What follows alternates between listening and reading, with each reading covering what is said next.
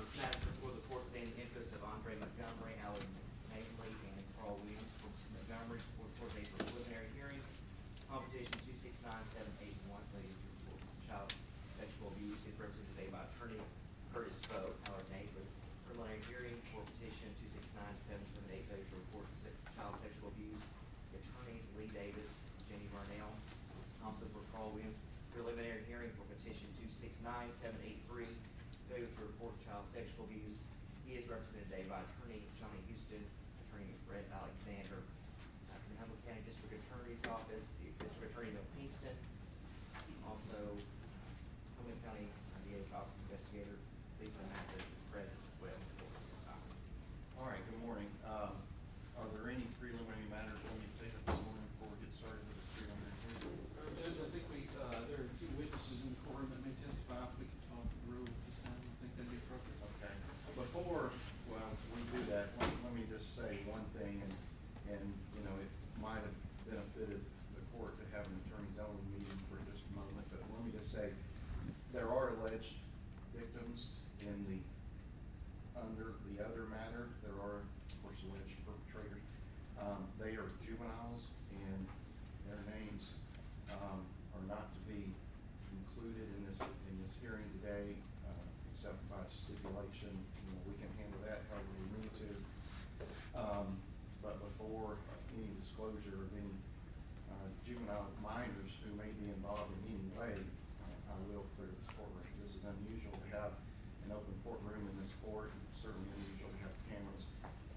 We are following the law and the Supreme Court rule. These defendants have been seen to consent to have media coverage, but it's still my discretion, and in no way do I intend or will allow that confidentiality to be breached as to those minors involved. There's a rule of evidence that requires the court to exclude potential witnesses when requested. That rule has been requested to be enforced. So, counsel, you're going to have to let me know or signify who your witnesses may be and ask them to step out of the courtroom at this time. Three, Dr. Smith. The state submitted Mr. Jarvis, Dr. McDade, Dr. Smith, and Mr. Holmes, and Jackie Schultz with DCS. She's already outside. Okay. So if those other ones can All stand right. up. Gentlemen, I'll ask you to step outside.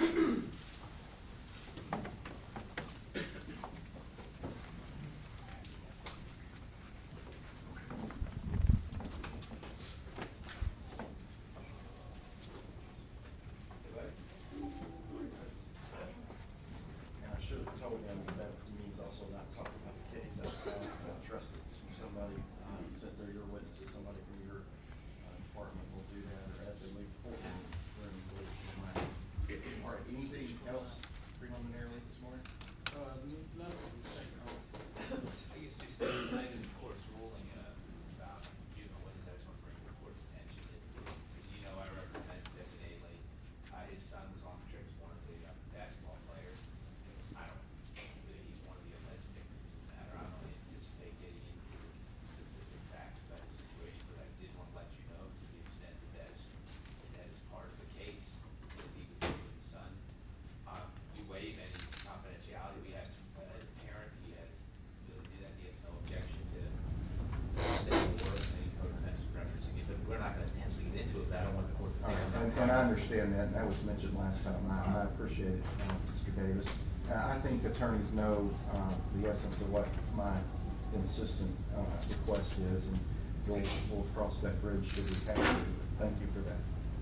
All right. Would you like to be heard, or you're ready to call your first witness? State's ready to call the first witness, Your Honor. Jackie Schultz is with DCS. All right. Do you want me to retrieve her, or how? Mr. Margswell. Jackie Schultz.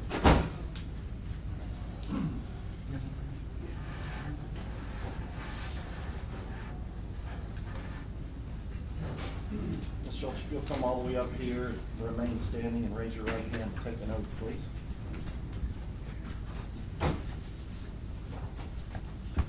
Do you solemnly swear or affirm to tell the truth, the whole truth, and nothing but the truth, so help you God? I do. All right, have a seat there. Make yourself as comfortable as you can. Good morning. Good morning. Hold that, if you don't mind, hold that down as close to you as you can. If you would, state your name for the record, please. Jackie Schultz, And if you could, would you spell your first and last name? JACQUIESCHULTZ.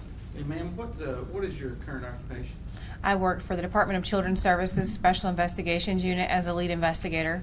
All right, and generally, what do you do in that role? I supervise two teams of 11 investigators. I assign child abuse referrals and also assist in investigations. All right. And you're based out of what part of Tennessee? I have two offices, one in Chattanooga and one in Knoxville. And are you mainly concentrated in Knoxville? No, I travel to both. Travel to both, okay. In the state of Tennessee, is there a mandatory reporting law as to child abuse and also sexual abuse? Yes. Okay. And who's a mandatory reporter? In this state, everyone is a mandated reporter. Okay, all right. Did you become aware of an incident involving an Ooltewah High School basketball team in December of last year? Yes. Okay. And did you undertake an investigation at that point? Yes. All right. Now, your investigation can be separate and apart from law enforcement, is that correct? That is correct. Okay. And how did you, or what were the parameters of your investigation? We received a referral through our hotline, and it's screened through them. They use a decision tool to make the referral, and it came to us with allegations of lack of supervision. Okay. And did you at some point learn, so you just looked at lack of supervision only? Yes. All right. In your investigation, did it become aware to you that there were allegations that there were 4 freshmen on this basketball team that were physically assaulted and apparently sexually assaulted? Yes. Okay. Why would you not investigate that, but only lack of supervision? Due to the age of the alleged perpetrators and the juvenile victims. Per DCS policy, we investigate allegations of sex abuse on children 12 and under if the offender is not a caretaker or an authority figure. And we investigate allegations of sex abuse on all juveniles under the age of 18 if the perpetrator is a caretaker. Okay. So that's the only reason you didn't look into that, but you became aware of the physical assaults and the sexual assaults? Yes. Okay. All right. And how did you go about assigning this particular case to an investigator? I assigned it to my investigator out of our Blount County office because one of the coaches, Mr. Montgomery, previously worked for our department, and my 2 investigators that are housed in Chattanooga both are familiar with him, and so I wanted to leave it unbiased, and I assigned it to the investigator out of my Blount County office. So Mr. Montgomery used to work with DCS? He did. In what capacity? He was a foster care worker. All right. And what does a foster care worker do? They oversee case management of our children in DCS custody. They attend court hearings, do the permanency plans, take them to doctor's appointments, oversee just their care, and help and work with the parents to reunify them. All right. If you're a worker in that capacity, does the department make you aware of the mandatory reporting law? Yes. Both of the child abuse and the sex abuse? Yes. Okay. Do you recall how long he was with DCS? I'm not certain, but I believe it was more than 5 years. Okay. And did you become aware of the trip lasted somewhere between the 19th and 23rd in Gatlinburg, Tennessee? Yes. With the players staying in a particular cabin? Yes. All right. And at some point on the night of the 22nd, one of the freshmen had to be taken to the hospital. Is that correct? That is correct. Who took that person to the hospital? Mr. Montgomery and Mr. Williams. All right. Was anybody else, adult-wise, advised of the situation at that time? Yes. And who was that? Mr. Montgomery reported that he called Mr. Nadley. All right. So at this point on the night of the 22nd, we have Mr. Montgomery, Mr. Williams, and Mr. Maitland. Yes. And if I ask it, I'm sorry, who took the juvenile to the hospital? Mr. Montgomery and Mr. Williams. All right, okay. And at some point, the juvenile takes a second trip back to the hospital, is that correct? That is correct. Is that on the 22nd or the 23rd? It's the early morning hours of the 23rd. Okay, all right, and then at some point has to undergo surgery Yes. and an extended stay in the hospital? That is correct. All right. What basically did your investigation consist of? Our investigation is currently still open, but we have interviewed a majority of the basketball players, the coach, the athletic director, assistant coach, the principal. I've spoke with the superintendent, and the parents. Okay. Did you ever interview Mr. Williams? No, we were unable to. Okay. Did you interview Mr. Montgomery? Yes. All right. Did you ever ask him about whether he reported this matter to DCS or local law enforcement? I did. And what was his answer? That he did not directly call us because the hospital reported that they were calling the police and he felt that his obligation had been met. All right. Did you ask Mr. Nadley the same question? No. Well, we did ask him if it was reported, and he reported that he was under the impression that Mr. Montgomery had reported it. All right. Good. I guess at some point did you learn they played an additional basketball game after the assaults had occurred? Yes. All right. With Mr. Williams and Mr. Nadley being the coaches? The basketball game the day after the assault, Mr. Montgomery was not present at. Okay. He was with the juvenile? Yes.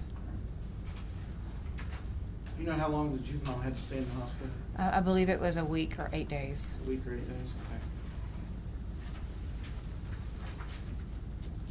Okay. And just to be clear, the assaultive behavior occurred in Sevier County, Tennessee. It did. Obviously.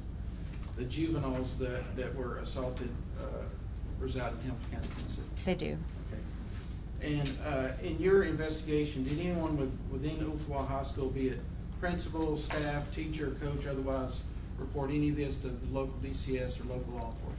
No. Okay. And what about anybody with the Hamilton County Department of Education? No. That'd be all at this time, Your Honor?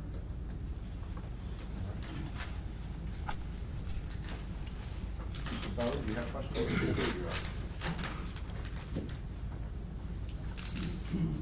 Good morning, Ms. Schultz. Good morning. How are you? I'm good.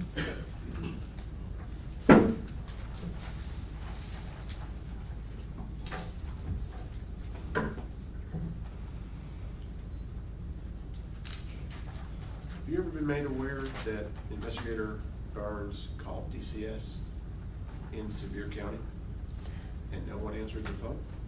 Objection, Your Honor, I think that is a violation of confidentiality statute because it's aimed to get at a referent. No, it's not, Your Honor. All right. It is simply to establish the truth of the matter that he called, not who called. I'm not asking. You asked specifically whether a person called. I'm not asking her to identify an individual. I'm asking if in the course of her investigation she became aware, and I'll just rephrase.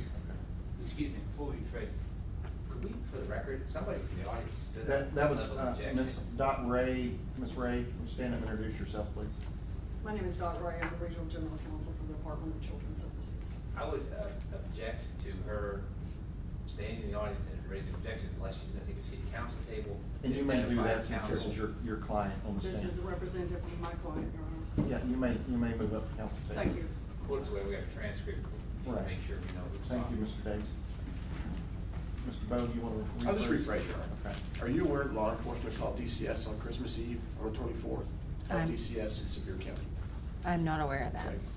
Have you looked at the call logs or the records for DCS in Sevier County to obtain information as to whether or not law enforcement called? I have. Okay.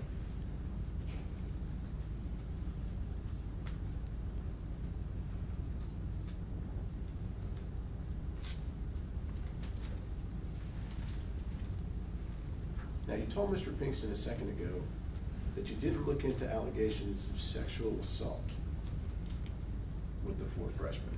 Is that accurate? Is that what you said? That's not listed as one of our allegations. It's the scope of our investigation surrounds that incident, but is not listed as an allegation in our investigation. Okay. Are you familiar with DCS administrative policies and procedures? I am. Okay. Are you familiar with Administrative Policy and Procedure 14.1, Child Abuse Hotline? Yes. Okay. When was the last time you saw that Administrative Procedure 14.1? It has been a while. Okay. Do you need a chance to review that? Yes, please. When we talk about it? Mr. Orville.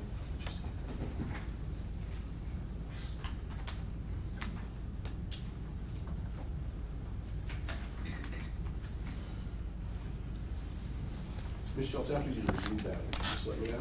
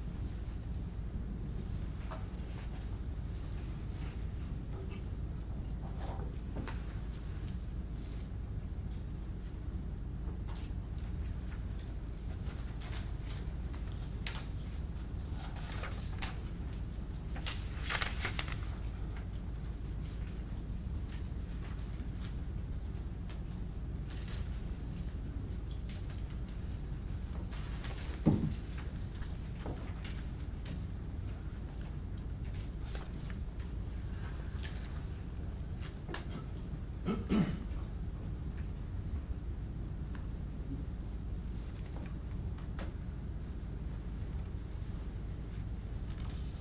That refresh your recollection as to 14.1 in child abuse hotline? Yes. Policies and procedures? Yes. Permission to approach, Your Honor. You may.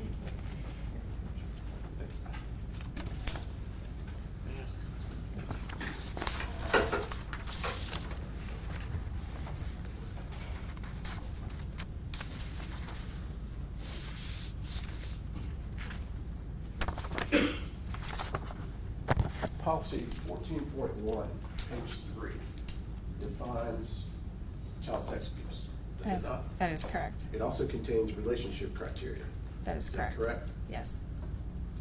First, let's discuss this. Under the definition of child sex abuse, there is no section within the administrative policies and procedures that dictates child on child, is there? And if you find it, please read it. Not in this policy. Okay? There is no section under the Child Abuse Hotline 14.1 Administrative Policies and Procedures for DCS that identifies that a child who is not in the home of another child can commit sex abuse on a child, is there? Not in this policy, no.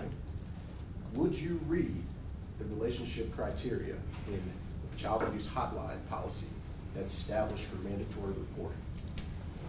If the report alleges sex abuse of a child 13 through 17, it must be a parent, caregiver, or relative, regardless of where the relative lives, a person living in the home, an educator, volunteer, or employee of an educational, recreational, organizational setting who is responsible for the care of the alleged victim, or an individual providing treatment, care, or supervision for the alleged victim. Nowhere in there does it say child on child, does it? No. Nowhere in there does it say a child under the age of 13 or over the age of 13, does it? No.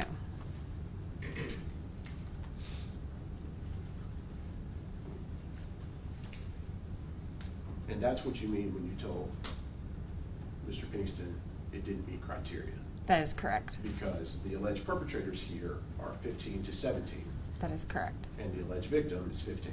That is correct. Consequently, it did not meet criteria for child sex abuse as defined in 14.1 Child Abuse Hotline. That is correct. Okay.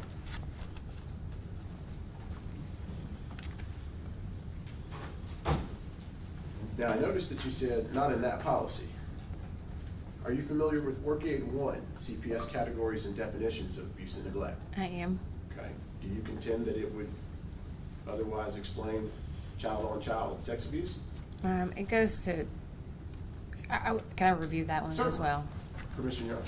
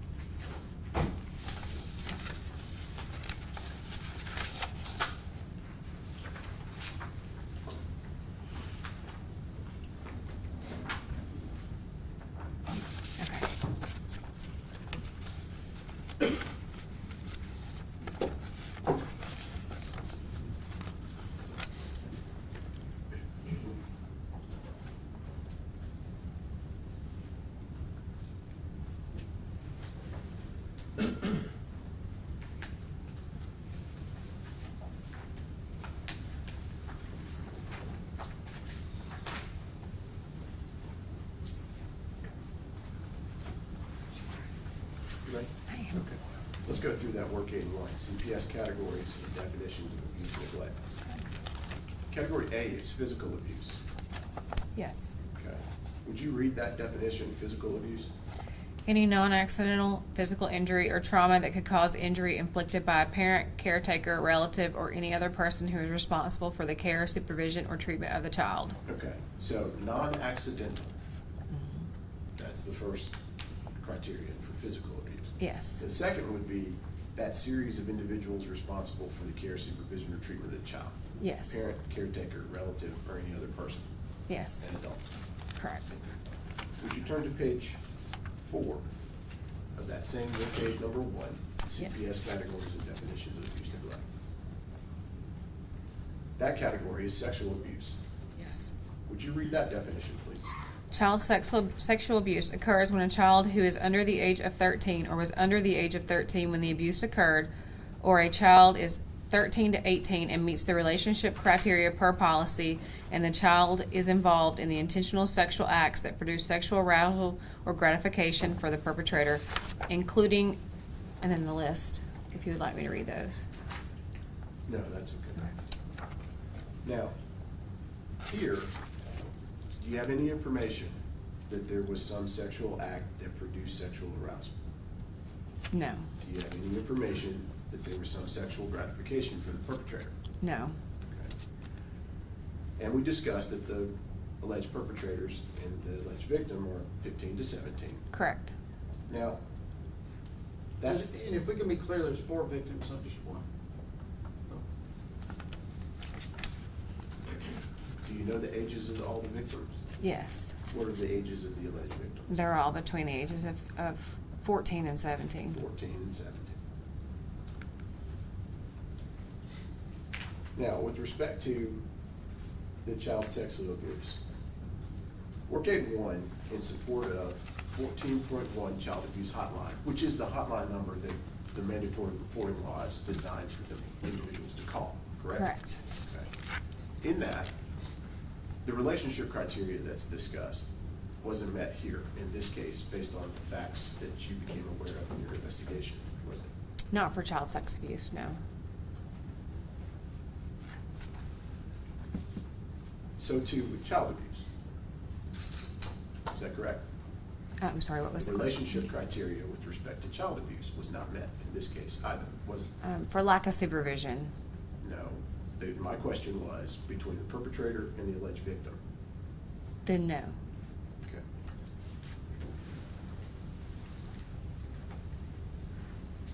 Are you familiar with Hamilton County Board of Education Descriptor Code 6.409, child abuse and neglect? No. Are you familiar with any of the Hamilton County Board of Education reporting requirements for teachers? No. Are you familiar with the Tennessee Educators Act? No. Are you familiar with 49-6-4301, which requires teachers to report to designated officials? No. Are you familiar with 49-6-1601, the Teachers Education Act, which requires teachers to report No. suspicions of abuse or neglect? No. Okay. Let's back up for a second. In your training as an SIU lead investigator, with respect to schools, teachers, do you have any specialized training with respect to what their requirements are or are not in, Yes. in the fulfillment of their duties as a teacher to a Yes. school board? I have little knowledge. And how did you obtain that knowledge? Did you go to a seminar? I have been to several seminars and then through our legal counsel in Nashville. Okay, so let's slow down. Did you go to a seminar for Teachers Education Act obligations, duties, and responsibilities? Not specifically titled Okay. that way. Did you attend any training for teachers under the Teachers Education Act? No. Okay. Are you familiar, and did you attend any training for Hamilton County Board of Education? No. When you spoke to Mr. Nadley, did you speak to Mr. Nadley? I did. Okay. Did you ask if there had been any training done? Did you receive any training? I don't know that I specifically asked that question. I do not recall. When you spoke to Mr. Williams, did you ask if he received any training? I didn't get to speak to Mr. Williams. And when you spoke with Mr. Montgomery, did you ask if he obtained any training? No. Okay. Now, you just told us as a DCS lead investigator for the SIU that none of the factual circumstances here met the relationship criteria necessary for child sexual abuse.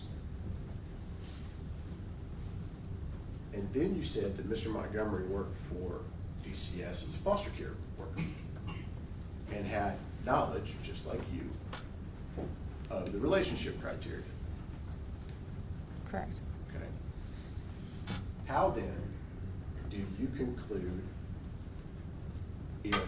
relationship criteria wasn't met that triggered the obligation for his duty Judge, to that report. calls for the factual determination that the court would make, not the witness. Your Honor, she's an investigator, and she's charged with putting those pieces together and reaching that conclusion. She's also sitting here telling you that she's concluding that there's lack of supervision and some other things that are dependent upon the DCS policies. All right, I'll allow you to ask the question. Should I rephrase the question? Yes, please. Okay. Mr. Montgomery, as a DCS foster care worker, has the same training that you do, the same knowledge that you just repeated here today, based on 14.1 Child Abuse Hotline Administrative Policy and Procedures reporting. Correct. You just told us that the fact instances here did not meet the relationship criteria required to conclude sexual abuse, that you would investigate sexual abuse. Correct. Okay. Under the mandatory reporting law, if, as you've indicated today, that it's not sexual abuse because it didn't meet the criteria, what's Mr. Montgomery supposed to report?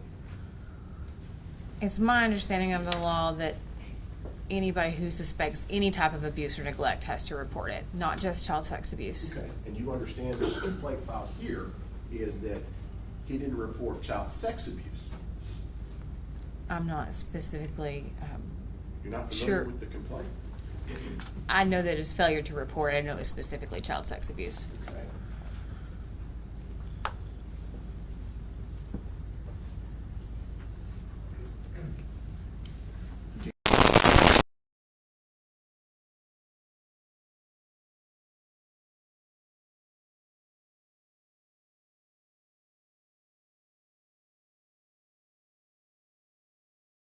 Internal policy. I don't know Hamilton County's internal policy.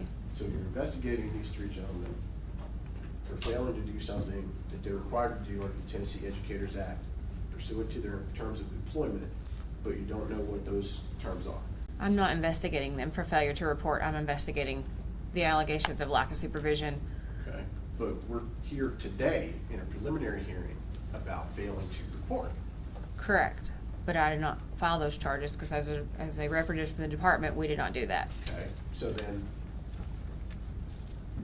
if you're not here to talk about child sexual abuse on these facts, if you're not here to confirm that in fact these facts don't arise to child sexual abuse to trigger reporting, and you're only here to talk about lack of supervision, which isn't part of this preliminary hearing, what value do you add today? I don't know. You don't have to answer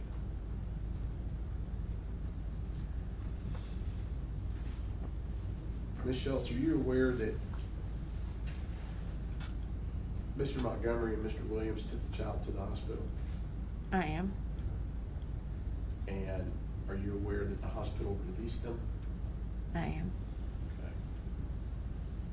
Are you aware that subsequently they returned to the medical center that released them? I am. At any time from the time that Mr. Montgomery and Mr. Williams took the child to the hospital until the time that the child was transported to UT Medical Center, is it your contention that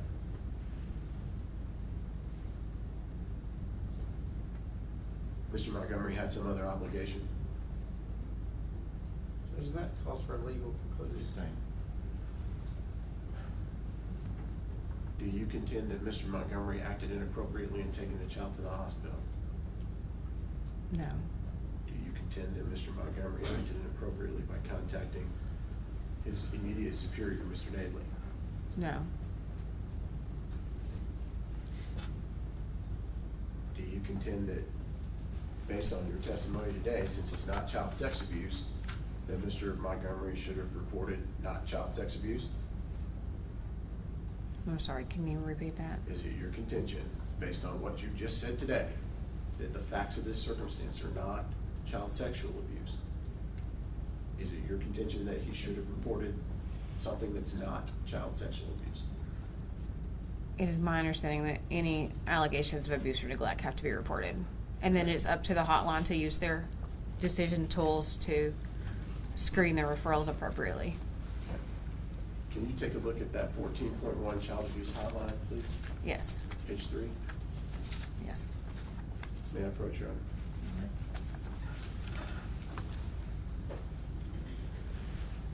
On page 3, item 4, section D, what does that say? If the report alleges physical or sexual abuse or neglect on children ages 13 through 17 years old not in DCS custody, and the alleged perpetrator does not meet the above relationship criteria, the report will be referred to law enforcement by the child abuse hotline. Okay, let's talk about that for a second. These 4 alleged victims, 14 to 17. The 3 alleged perpetrators, 15 to 17. You've already told us they don't meet the relationship criteria for child sex abuse, correct? Correct. Would you repeat paragraph D, please? D, Yes. if the report alleges physical or sexual abuse or neglect on children ages 13 through 17 not in DCS custody, and the alleged perpetrator does not meet the above relationship criteria, the report will be referred to law enforcement by the child abuse hotline. So, any of these children in DCS custody? No. Okay, so they wouldn't be investigated by DCS, but in fact, you would turn over the call to Sevier County law enforcement. Correct. Sevier County law enforcement who received the call from the hospital when Mr. Montgomery and Mr. Williams took the child to receive treatment. Correct. Okay. Would you read E, please? All other allegations which do not meet the above criteria will be reported to law enforcement. Okay, so let's talk about the child abuse section of the preliminary hearing for which we are here today. Okay. All other, and would you repeat that phrase for me? All other allegations which do not meet the above criteria will be reported to law enforcement. Okay, so the relationship criteria that you told us has not been met. Anything else related to that would be reported to law enforcement, correct?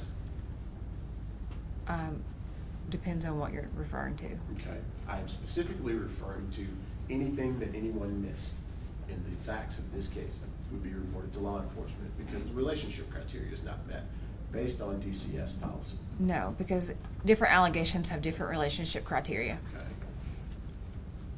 And the relationship criteria that we went over before on Was for- physical abuse. Yes. Work aid 1, 14.1, DCS child abuse hotline. What was the relationship criteria? That one was the same, a parent or caretaker. Judge, the court's already ruled on what is child sex abuse in the previous order. I don't know why. At some point, it becomes a moot because the court's already ruled that that argument fails. Well, I appreciate. So we're just essentially repeating that motions that were argued. I appreciate Mr. Pinkston's objection, Your Honor. However, this witness is placed here as a Special Investigations Unit team lead investigator responsible for the individuals who are investigating these 3 gentlemen for failing to report. More importantly, she has an underlying DCS investigation based on administrative policies and procedures. And as a result, I'm entitled to ask her what her understanding of all these definitions are and how to apply them based on the relationship criteria. Because we all know, and I know that the purpose of a preliminary hearing is to see whether probable cause exists, to try to show probable cause doesn't exist, and also for other reasons. So I'm gonna give you some leeway and allow you to ask.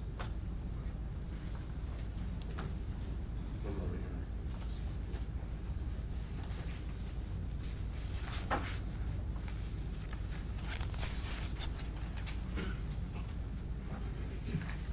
Ms. Schultz, do you know if Principal Jarvis notified the victim, the alleged victim's mother pursuant to 49-6-1601? I'm not sure. Were you able to speak with Mr. Jarvis? Yes. Okay. Did you ask him that question? Did he call the parents? I don't recall if we specifically asked that question.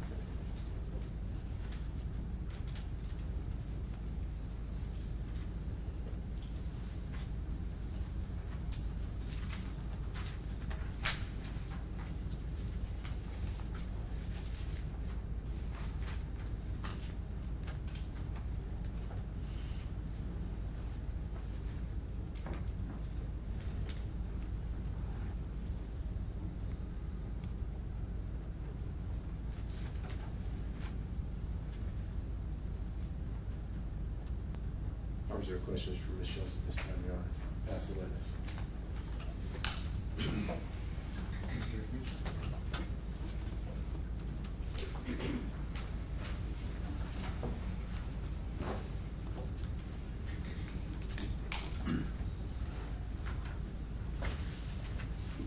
Morning, Ms. Schultz. Good morning. I'm Johnny Hewson, and I represent Mr. Williams. Okay. How did your investigation get launched? How did you get wind of this situation? Our hotline in Nashville, Central Intake, received a referral, which was then sent to our assignment pool for screening and assignment. Okay. And what day did your hotline receive that intake? December the 30th. December the 30th. Correct. And this incident was alleged to have occurred on the 23rd, is that correct? The 22nd. Well, the night of the 22nd and the 23rd in the AM, correct? Correct. Okay, so we're talking about 1 week later, your office received a call. Correct. All right. Now, I noticed earlier when you testified, when you were asked by Mr. Pinkston, who had a duty to report, your response was everyone. That is correct. Okay. Who made that call? Objection, Your Honor. And sustained. Okay. Well,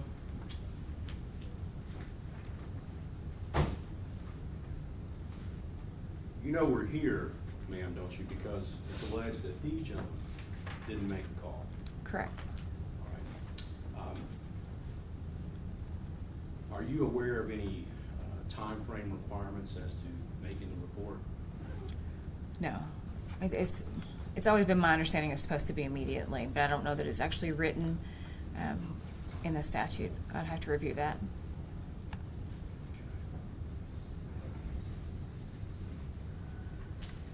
You didn't receive a call from the treating physician, did you?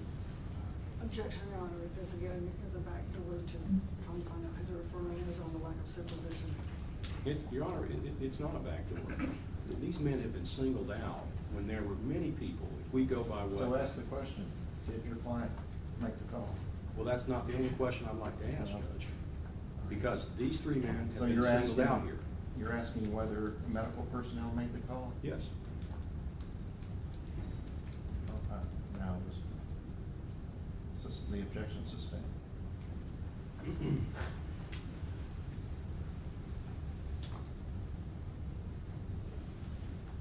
Did you receive a call from the police department? Objection, Your Honor, it's the same. Sustained.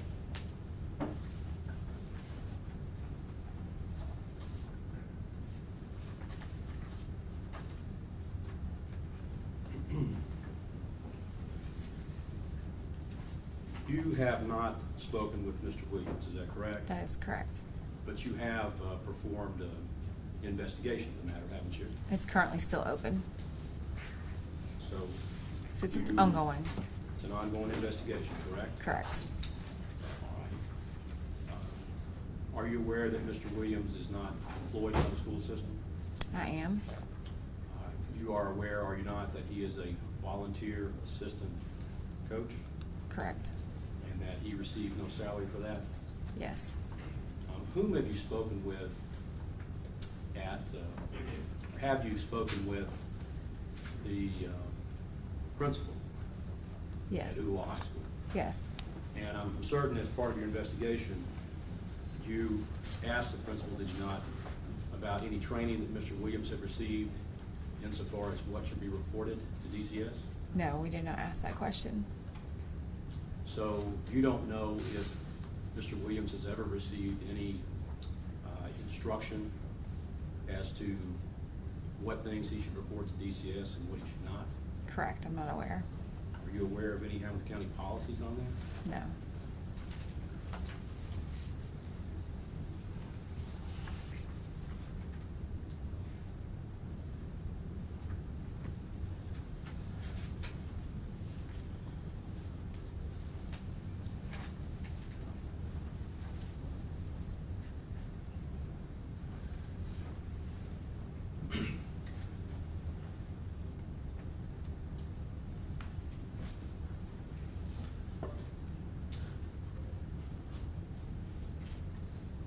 is your investigation separate and apart from the investigation performed by the Sevier County Police or the Gatlinburg City Police? Yes, we have done an interview together, but our investigations are separate. And have you spoken with the investigating officer? Yes, For this several. case? Yes, several times. Do you know his name? Rodney Burns. Mr. Burns did not bring charges against Mr. Williams, did he? No, he did not.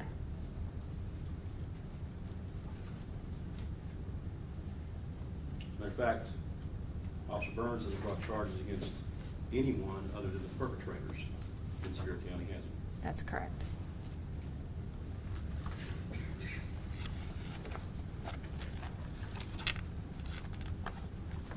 No more questions.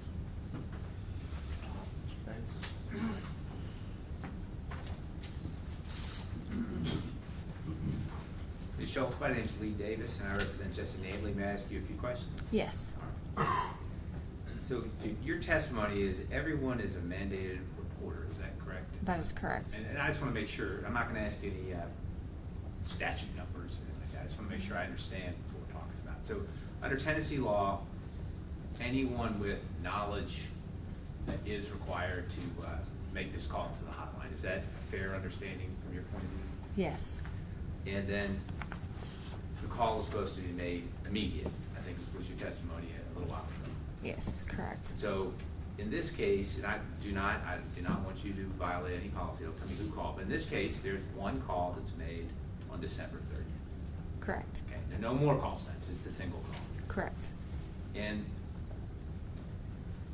I guess, is that an immediate call from your point of view, a call on the 30th, and this since it happened on the 22nd? No. Okay, so that would not be an immediate call. No. So even that person calling would fall outside the statute of an immediate call.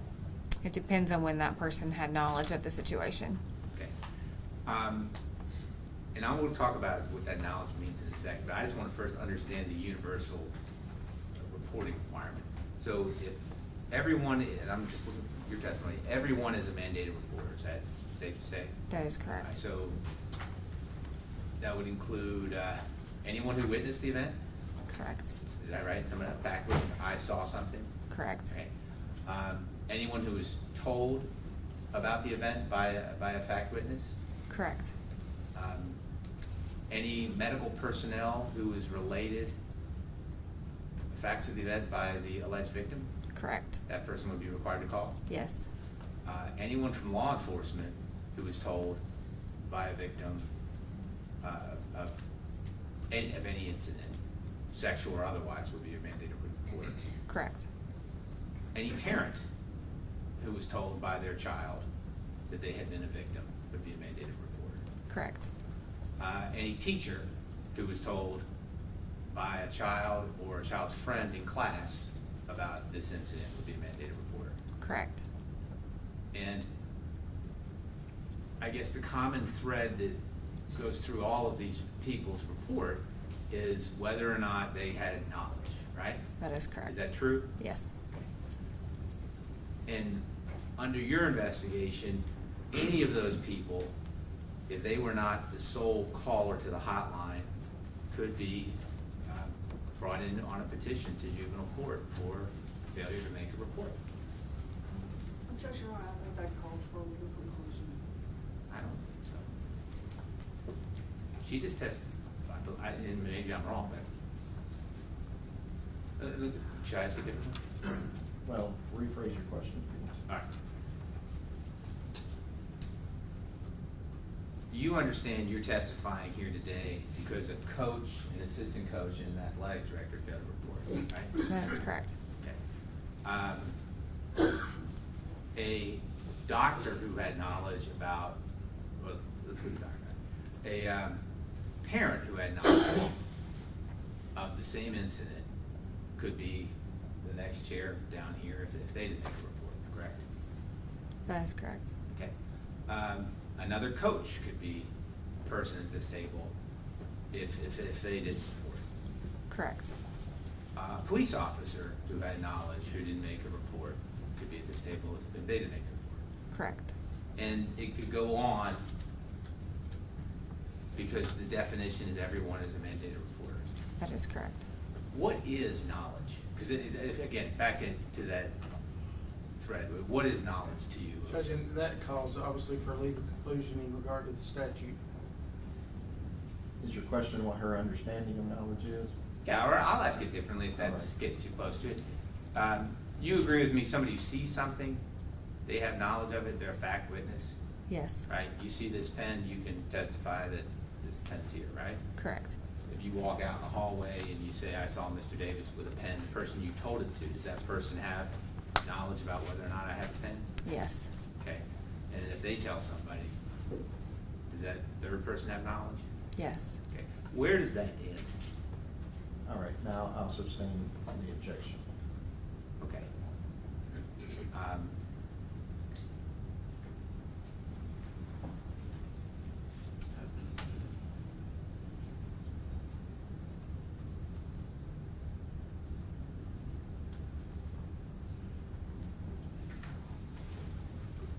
If somebody, if I understand the court's, I want to make sure I don't violate the court's rule. Her understanding knowledge, you feel she's testified to, and that's enough, right? That's what we're saying. You don't want me to ask her any questions further than that on the issue of knowledge. Well, obviously, somewhere the line has to be drawn as to how far that goes. I understand the. We're saying it should be I right about understand the here, Your nature Honor. of the question, and I understand that. But I think you went beyond. Gotcha. And we'll leave that for the court and not the witness, what you're telling me, right? Yes. Okay. All right. If, in your testimony, your direct testimony, you said in your interview with Mr. Nadley that he was under the impression that Mr. Williams had reported the incident. That's what you were told. Is that correct? I don't believe it was Mr. Williams. I think it was Mr. Montgomery. Okay, maybe I had the name wrong. He's under the impression that Mr. Montgomery had reported it. From your point of view, does that absolve somebody from the reporting requirement? No, Okay. So you have to report it independently, even if somebody else reported it? you have to be sure that it's reported, and without him knowing for certain that it had been reported, he was still under obligation to report. And there's no way for anyone to know for certain it's been reported, because these are confidential calls, right? Correct. And you can't disclose it even in a court of law. You can't disclose who made the call. That's correct. All right, so my question is, if somebody's under the impression that somebody else reported it, is that enough or not? No. Right. So in this case, there should have been, there could have been dozens of calls in based upon doctors, police officers, investigators, parents, and coaches, and administrators. Is that right? Correct.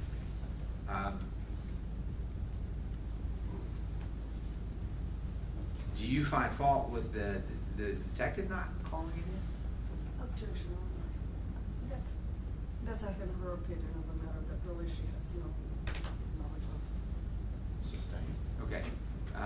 See if I can answer that differently. You understand that law enforcement has an important role to play in this? Yes. Okay. Is it reasonable to think that if law enforcement is investigating this thing, meaning the actual underlying charges, that coaches and parents don't need to be calling DCS about it, or do you think that they still need to be? Objection. Ms. Ray?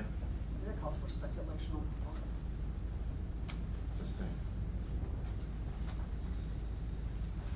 Did you take out a petition against this person who called on December 30th? No. Okay.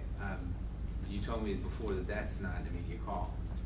No, I didn't take out a petition on anyone. All right, well, okay, fair enough. If that person was here, you would testify that that call was not sufficient. It depends on when they became aware of the situation. If they had just learned of the situation that day and made the call, then that would be immediate. Okay. And from the department's policy, at what point does that become stale? I mean, the requirement to report? I don't know that I It's the understand. same objection, these are all questions asking for a legal conclusion. Well, no, It's not for I'm this trying to legal ask a call. factual thing. Like right now, if if these students go back to school, do the teachers have to call and report it? In this specific case, I don't know that I understand what you're saying, because it is being investigated, and it's been very publicly known that it's being investigated. But we do get referrals of things that happened 5 years ago that we have to go back and investigate. Okay, I'm just going back. You started this off by saying everyone is a mandated reporter, right? Correct. And so I'm just trying to figure out, so if everyone's a mandated reporter, and there is no end to the time when it needs to be reported, at what point can a reasonable person say, you know what, the law enforcement has this, the hospitals have this, the state has this? I mean, at what point can you say that it's All right. taken care of? Ms. Ray? Objection again, Your Honor, that's speculation. Yeah, you know, Mr. Davis, if we knew the answer to that question, you know, I think we would all be, would be pleased that we know, and I don't think this witness is the proper person to testify to that. Okay, I'm just asking her because she is the lead investigator. I don't think if anybody would know, it'd be her. Do you know the answer to that question? No. All right, that's all I have. You know, let me ask a couple of questions. And I have 2 follow-ups, Your Honor. I don't have any follow-ups, so that can negate their follow-up. All right, briefly. Thank you. Well, well, go ahead, okay.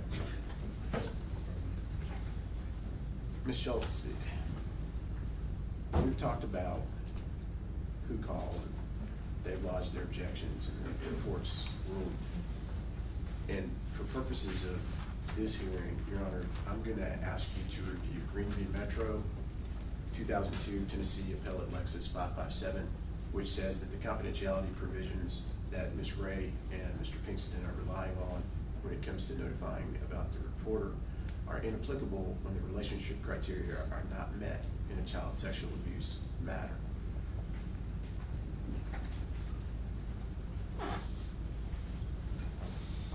Is this my copy? Yes, sir. Okay.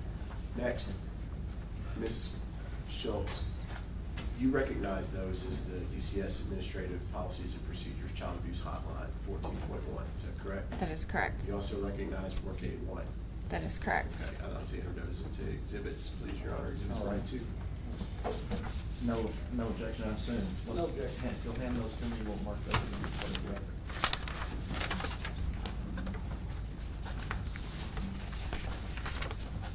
The 14.1 will be marked as exhibit 1, and work aid 1 will be marked as exhibit 2. Just a minute. Yes. You have previously testified that there was one call made to report this, That is correct. and you have performed a fairly thorough investigation at this point, have you not? Yes. So you have, I'm sure you feel like you have a pretty good handle on who knew what at what time, don't you? Yes. All right. Have you provided His Honor with a list of people who should have reported this? No. That's a long list, isn't it? Yes. All right. Thank you very much for testifying today. You may be excused. I assume this witness may be excused? Yes. Thank you. Dr. Rick Smith? I believe he has counsel present today, Judge.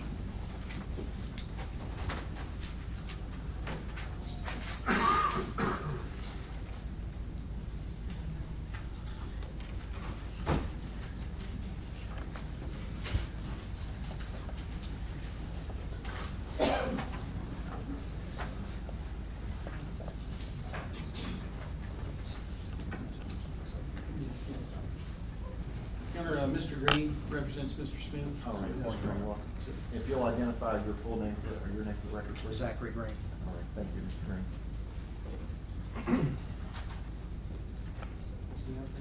He's coming.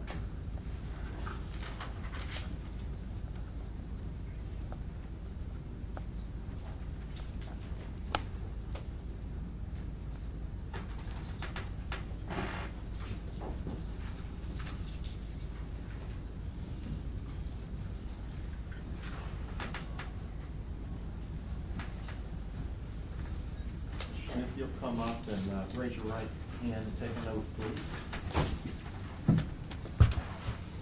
You solemnly swear or affirm to tell the truth, the whole truth, and nothing but the truth, so help you God? I do. Have a seat there. Thank you.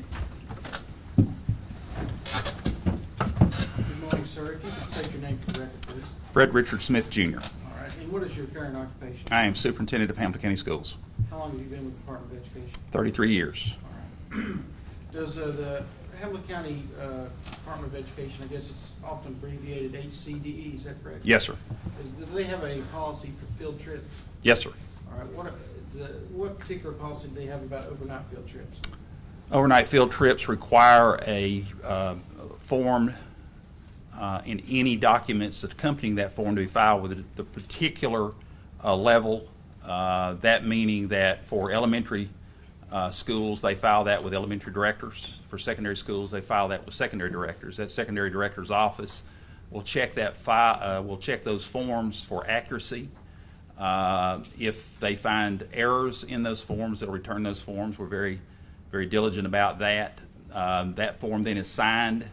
It comes to the director's office, signed by the sponsor, signed by the principal, and then is signed by the director.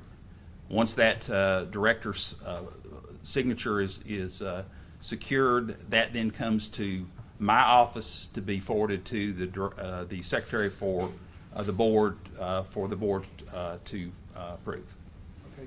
Was this, and you're aware that the Ooltewah High School basketball team traveled to Gatlinburg, Tennessee for a Christmas tournament between December 19th and 23rd of 2015? Yes. Was that an approved field trip? Not by the Board of Education. Okay. But at some point, a decision was made to go anyway? Yes, sir. That'd be fair to say, okay. And it was never brought before the board, or the board? It was not brought before the board. It was actually sent into the secondary director's office twice. It had a typo error. The second time that it actually arrived there was sent back to the school and never came back to that office. All right. Now, does the Department of Education have a policy about reporting abuse and sexual abuse? Yes, sir, we do. We have actually two policies. One is in the student section of our board policy manual. It is titled Neglect and Abuse. I believe it's numbered 6.409. That policy requires that individuals, any employee who has knowledge or suspected knowledge of any abuse, report that to one of three places. That would be law enforcement in the county where the child resides, or Department of Children's Services in the county where the child resides, or to the juvenile judge in the county where that child resides. How is that, how are teachers, staff, coaches, otherwise made aware of those policies? All of our policies are distributed to our schools, either both in written form and in electronic form. Some of our policies actually are electronically signatured by our employees each year. The neglect and abuse policy is not one of those. The policy that is electronically signed each year is the sexual harassment and discrimination policy, and I believe its number is 5.502, and it does in the body of that policy require reporting. It is also electronically signed by our employees each year. Do the principals of each school have a particular duty to impart the reporting requirements Yes, to sir. staff? Yes, sir, it does. 5.502 requires that principals or immediate supervisors actually disseminate those policies to their staff. And if we could go particularly to the Gatlinburg incident, when were you first made aware of this incident? At 11:09 on the morning of the 23rd of December. Okay. And who made you aware of that? Mr. Steve Holmes, Secondary Director for Hamilton County Schools. All right. Now, how did they describe the incident, or what were you told? I was actually sent two text messages, one at 11:09. The second text message came in at 11:23. The first message was somewhat general in the sense that we have, and I think it was reported by the principal because his name was actually, Jim Jarvis is the principal's name, was actually named, his first name in that particular communication. imparted that we had had an incident. Ooltewah High basketball team players, 3 had assaulted another one of their teammates. There was an injury to that particular student. That student actually had been transported to the hospital and appeared to have needed some medical attention. The 3 students had been arrested and had left the scene of which was a cabin, the scene where they were actually housed. The second message that came in at 11:23 was a bit different.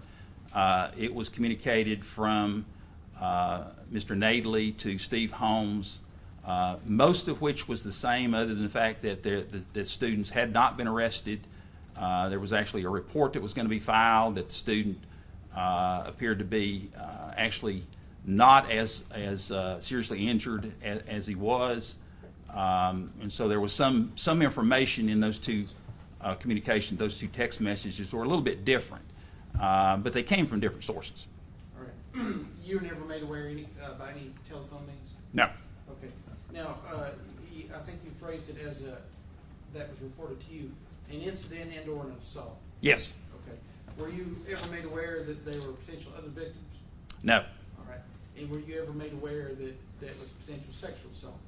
I knew it was a sexual assault from description of there being a sexual abuse with what was described as a pool cue. Okay. All right. And who imparted that to you, sir? Mr. Holmes did. Okay. All right. And did it discuss what the pool cue was upon the child? Yes. Okay. All right. No mention of the other ones, just this one particular. Correct. Now, what would be in this instance, the field trip, what would be the line of authority or the chain of command as it goes up to you? It would start out with a sponsor at the school. It would have to go through the principal's office for approval. It would then be sent to the director, in this case, secondary director Steve Holmes, for approval. It then would go to our office to be actually sent to the board secretary, Ms. Ann Bates, to actually go to the Board of Education. All right. Was there ever a discussion if this matter had been reported to either law enforcement or DCS? The first communication I had from Mr. Holmes at 11:09 indicated that law enforcement was involved.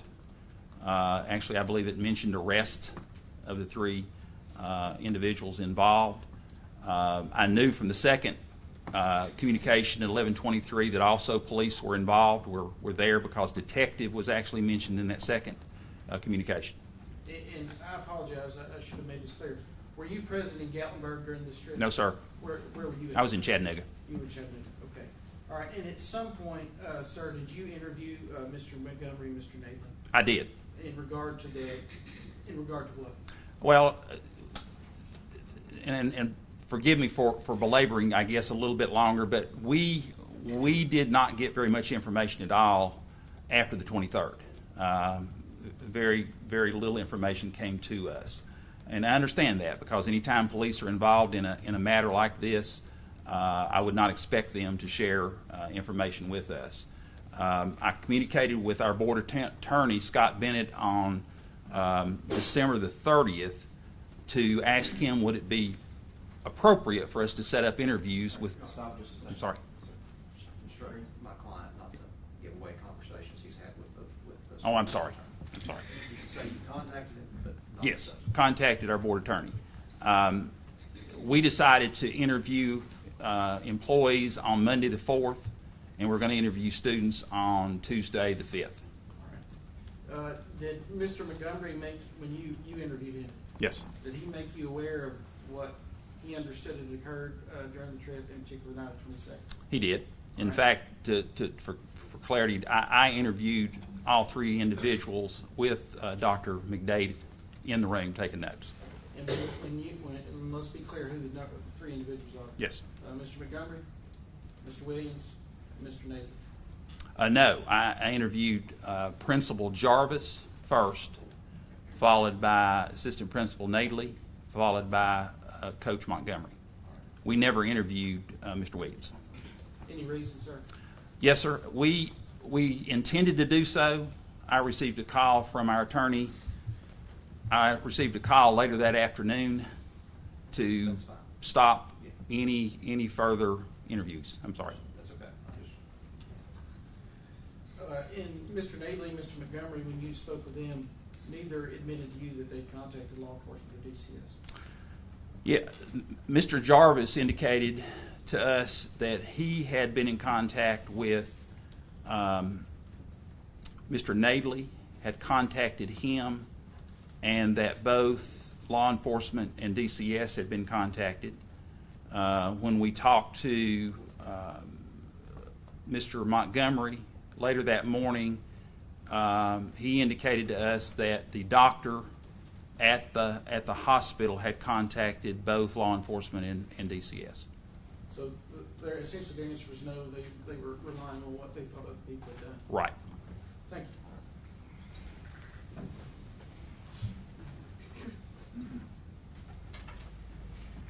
you. Mr. Smith, what's your title? I am superintendent of Hamilton County Schools. For how long? I've been superintendent now 4 years and 8 months. When does that end? It would end by contract on June the 30th of 2019. Okay. When you say it would end by contract, you mean that's when the term would expire? Yes.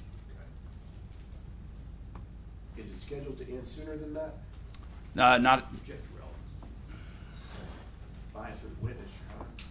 I'm entitled to question him about any impeachment I can provide with respect to his testimony today, and elicit such prejudices as necessary to persuade the court that he's a not credible witness. Mr. Green? I'll make the term of this contract irrelevant. I don't see how that goes to bias, Your Honor. I mean, there's been nothing here yet in the questioning to indicate bias. Thank you, Mr. Green. Mr. Bowe, that's exactly what I was trying to connect the dots on.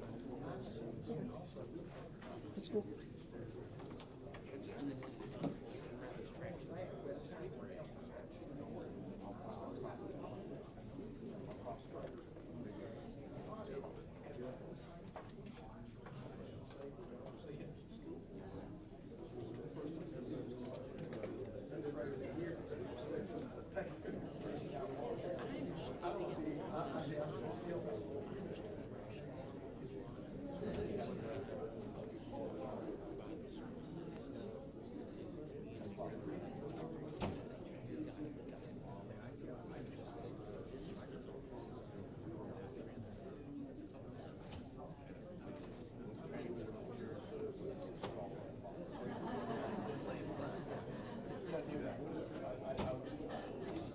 that means nothing will be here. You want me to swap? You got another one?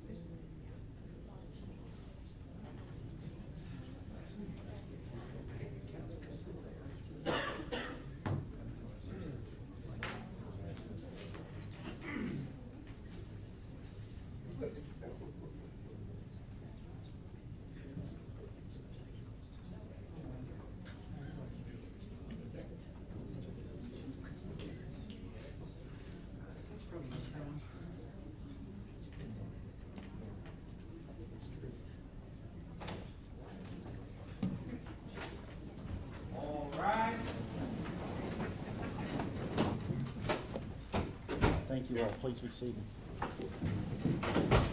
This case presents so many questions that are not going to be answered in this courtroom today. It's difficult. This is a law school exam question with real life-changing effects, and so I don't minimize that when I say it's like a law school exam question, because it is. There are so many things here that, quite frankly, tip this decision both ways. I could rule in this case either way and support my decision, and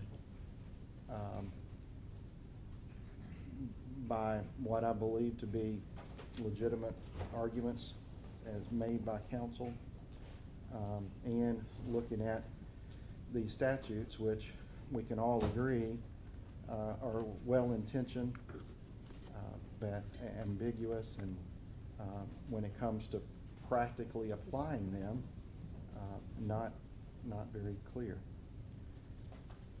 And so this is a narrow look today. You know, let's be clear. Today, this issue that's before me today is not about proper supervision. It's not about the character of any of these three defendants who, you know, has really taken a hit in this case over the last few weeks, and part of the reason why I let so much go on today, because I no doubt that to many extents, these three defendants are people who have worked with children and do a tremendous amount of good, and I don't want to disparage the importance of athletics and being on a team and all of that. And so none of that is really at play in this decision, and I just want to make that point. What we're looking at is very, very focused legal arguments. You know, one argument is both in the motions to dismiss and then today too, is that you can't have sexual abuse when it's a juvenile or a child on a child. You know, the facts of this case are such that I'm reminded of that judge, much smarter and accomplished than me, who said, you know, maybe I can't define pornography, but I certainly know it when I see it. The ambiguous nature of that was highlighted in a 2013 Attorney General's opinion, which I know is not binding on this court. It's not binding. In that Attorney General opinion, the facts of that case was whether a child could commit sexual abuse on another child. In that case, it was even more extreme than that. It was the child herself who reportedly was self-exploiting herself through videos and things. And the Attorney General's opinion went through the analysis and pointed out several ambiguities in the statute, but in the end concluded that it's likely that Tennessee courts would say the trigger or the duty to report is triggered, and that this is the sexual abuse that's included. You know, this case is not even close to that. It's actually much worse. And then you combine that, come on, Phil, y'all, why are you struggling with this simple thing so much? Well, you combine that with a DCS policy that says, the policy says, even if we had gotten this call, we wouldn't have done anything about it, potentially, except call law enforcement. Well, this is not the first time I've had a problem with the DCS policy, and it probably won't be the last. And so then you throw in all the HCDE policies and customs and practices, and when it comes to to children being abused, and particularly in this 605 incident, sexually abused, is what I believe it is. DCS nor HCDE or anyone else can shirk their responsibilities to law enforcement entirely.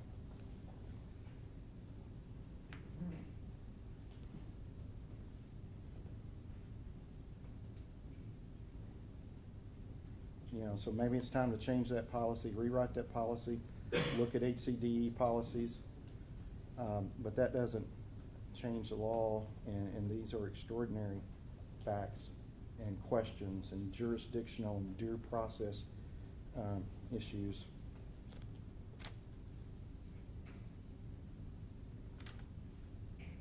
One argument really wasn't made but could have been made is that the Sevier County Juvenile Judge, at least on December 24th, unrefuted testimony, had knowledge of something. Something was reported to the Sevier County Juvenile Judge on December 24th because testimony was that's when he signed the petitions. The petitions are for victim number 1. There are 3 more victims in this case. And so, you know, that is an argument that could be made, that arguably the juvenile judge of Sevier County is the one, or also, like I said earlier, I have jurisdiction over these children because they live here, and that never changed during the course of these events. Also, the county in which the child is at present, jurisdiction lies with that juvenile court as well. Of course, at the 24th, I believe the testimony was victim number 1 was in Knoxville, but even so, that was reported. But there's no proof to me that the other 3 sexual assaults were reported. And let me say, you know, I'm troubled with the testimony we heard from the detective from Sevier County on several different levels.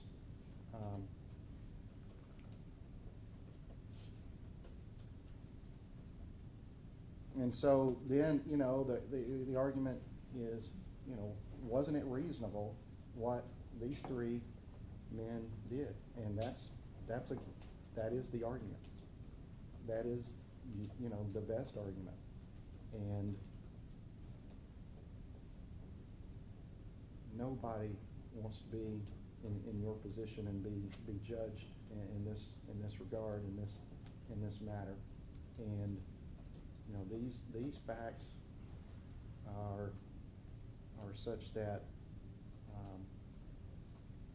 you know, nobody, the victims, the families, the schools, the system, the citizens of Hamilton County, nobody, of course, anticipated or thought about this or wished this on anyone.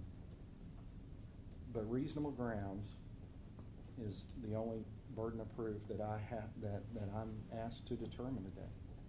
You know, if this is a trial, I think my result might be different, and I think there are lots of arguments that can be made.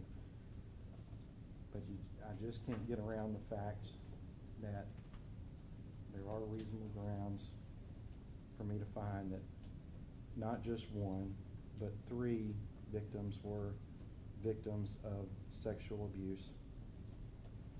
Somebody, you know, the Court of Appeals, somebody may say, no, they're not victims of sexual abuse because the perpetrators were under 18. Well, let them say that.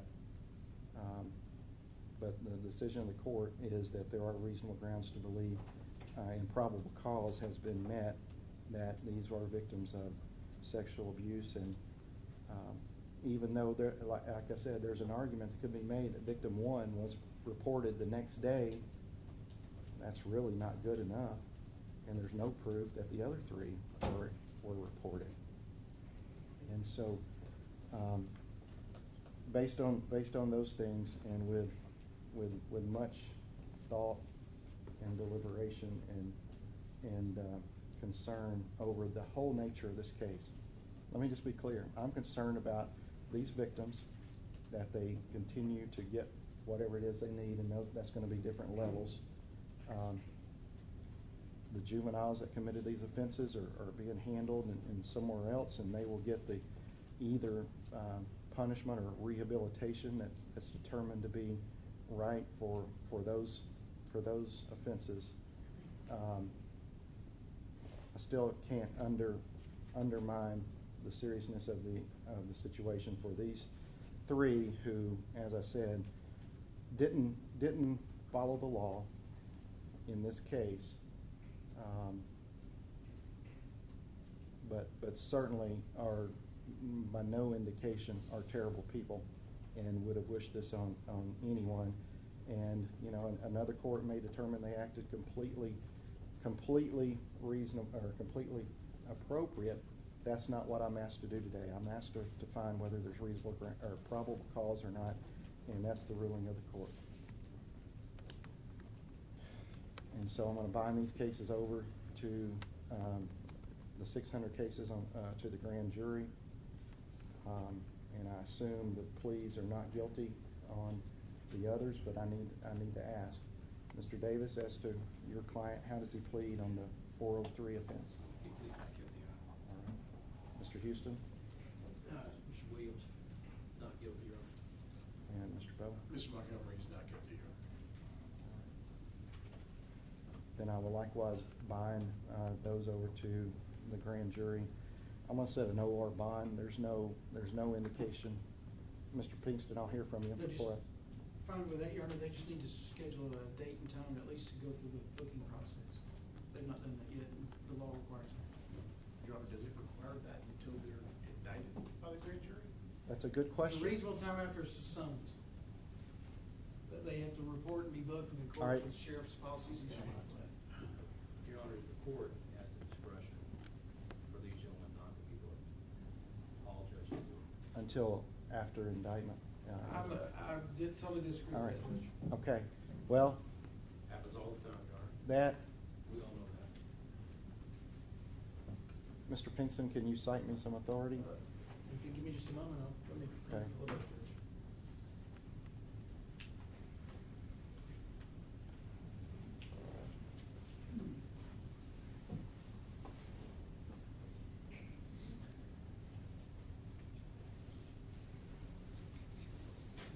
The risk you run is if they are indicted, they may be picked up and arrested at an inconvenient time, I believe. Is that a risk your clients are all willing to take? No. We will coordinate with the district attorney's office for the booking process. Mr. Houston? Well, I mean, if the DA is gonna demand that these fellas basically go to jail and get fingerprinted after everything's been testified to today, this will do it. I don't think it's necessary, though. The only reason that I say that, Judge, is simply because, as Mr. Houston pointed out, the general's not introduced any evidence that any of these men are flight risk or that they're dangerous people. And that's the reason I said an OR bond. I will order that that coordination be set with or you all get with the district attorney's office and be booked within 30 days. That may be too long, but get with Mr. Pinkston's office and work that out and go be booked. And that way, I mean, I realize the repercussions, and that's a mugshot and all of that. But you won't be risked with being arrested at the most inopportune time. And, again, this case is not difficult. While I've got everyone else's attention, let me just say this. Reporting child abuse, reporting sexual child abuse, two things. Let me say two things. Senator Gardenhire, I trust that you and your colleagues will help give us some clarity on these matters from Nashville, or the Court of Criminal Appeals takes it up and gives us some clarity. But the main thing I would like to say is anybody who knows how to use Google or has Siri can just simply ask Siri, how do I report child abuse in Tennessee? And you get the 877 number. It's actually a human being. It actually works. I use it on the weekends or if I have to. I have used it before. The message, the only good, is to get that message out that it's not difficult. it does work, and it protects children from future abuse and helps get protections in place for children. And it's not a difficult process, all right? Is there anything else the court needs to do in these matters today? Then counsel, thank you all for your strong argument and advocacy. Let this matter be concluded.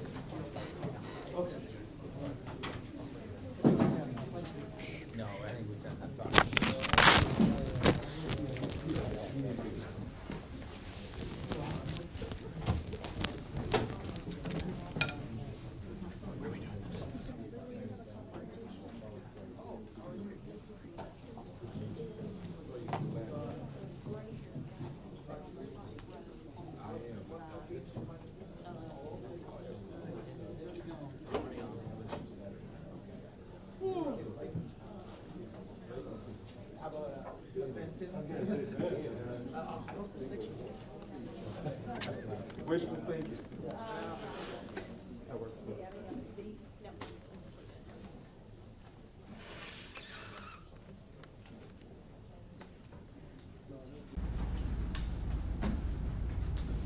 Proof has shown that, first of all, Coach Williams was not aware of 4 sexual assaults as it was put forth by the DA.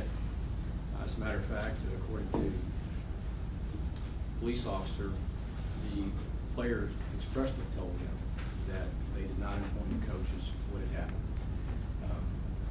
The proof has become clear today that contrary to what's been in the media, contrary to what's been in ESPN, there was no attempt to hide anything.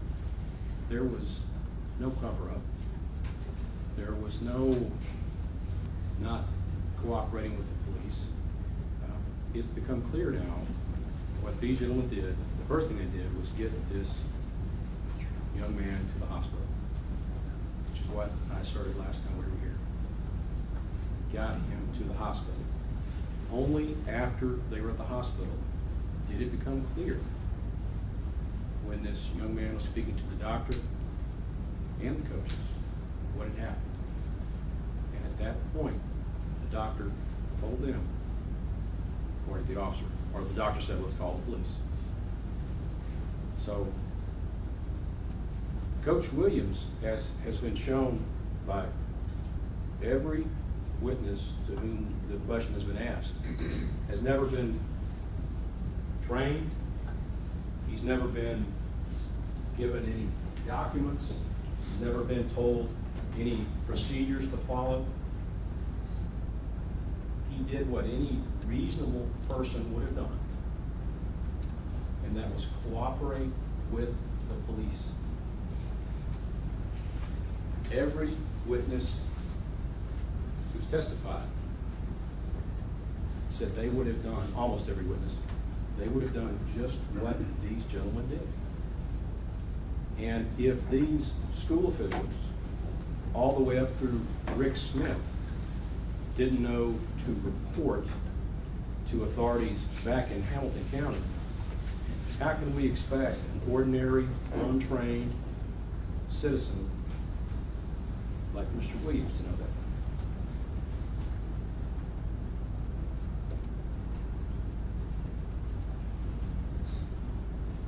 Nobody had ever told him that he had any responsibility to contact anyone here.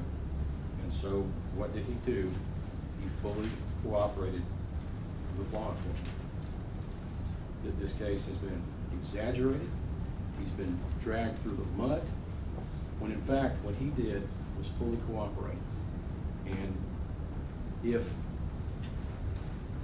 these people don't know, or didn't think that DCS should have been called, how is he supposed to know? Judge, there's been no willful failure to report on behalf of Mr. Williams. We'd ask that you dismiss that charge.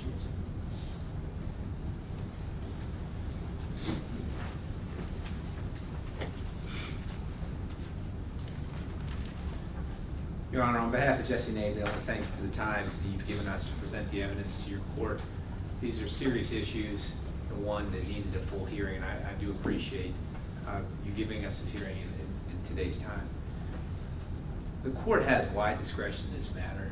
You can bind this thing over if you want to on a finding of probable cause and send it to a grand jury, but you don't have to do that under the law.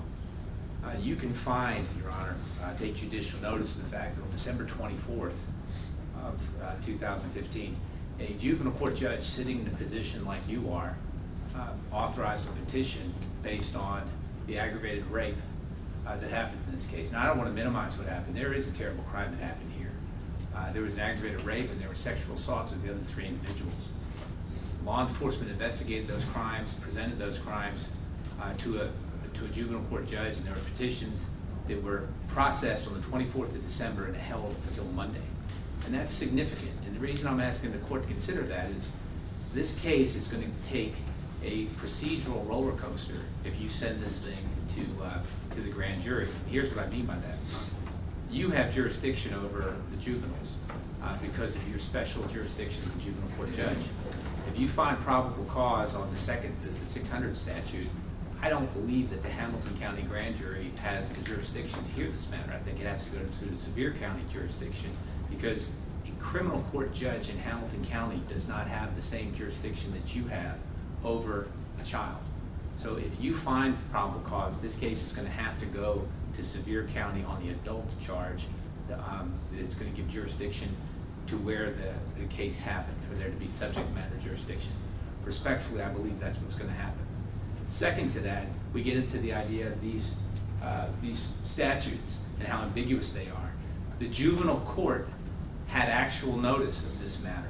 And so when you look at these reporting requirements, and you know, and you now know, and you didn't know before today, and I didn't know before today, that a juvenile court judge had actual notice of these matters as of the 24th of December, that cuts off the reporting requirements as a matter of law from these people, in my opinion, respectfully. And I believe that's what a court of appeals will ultimately say.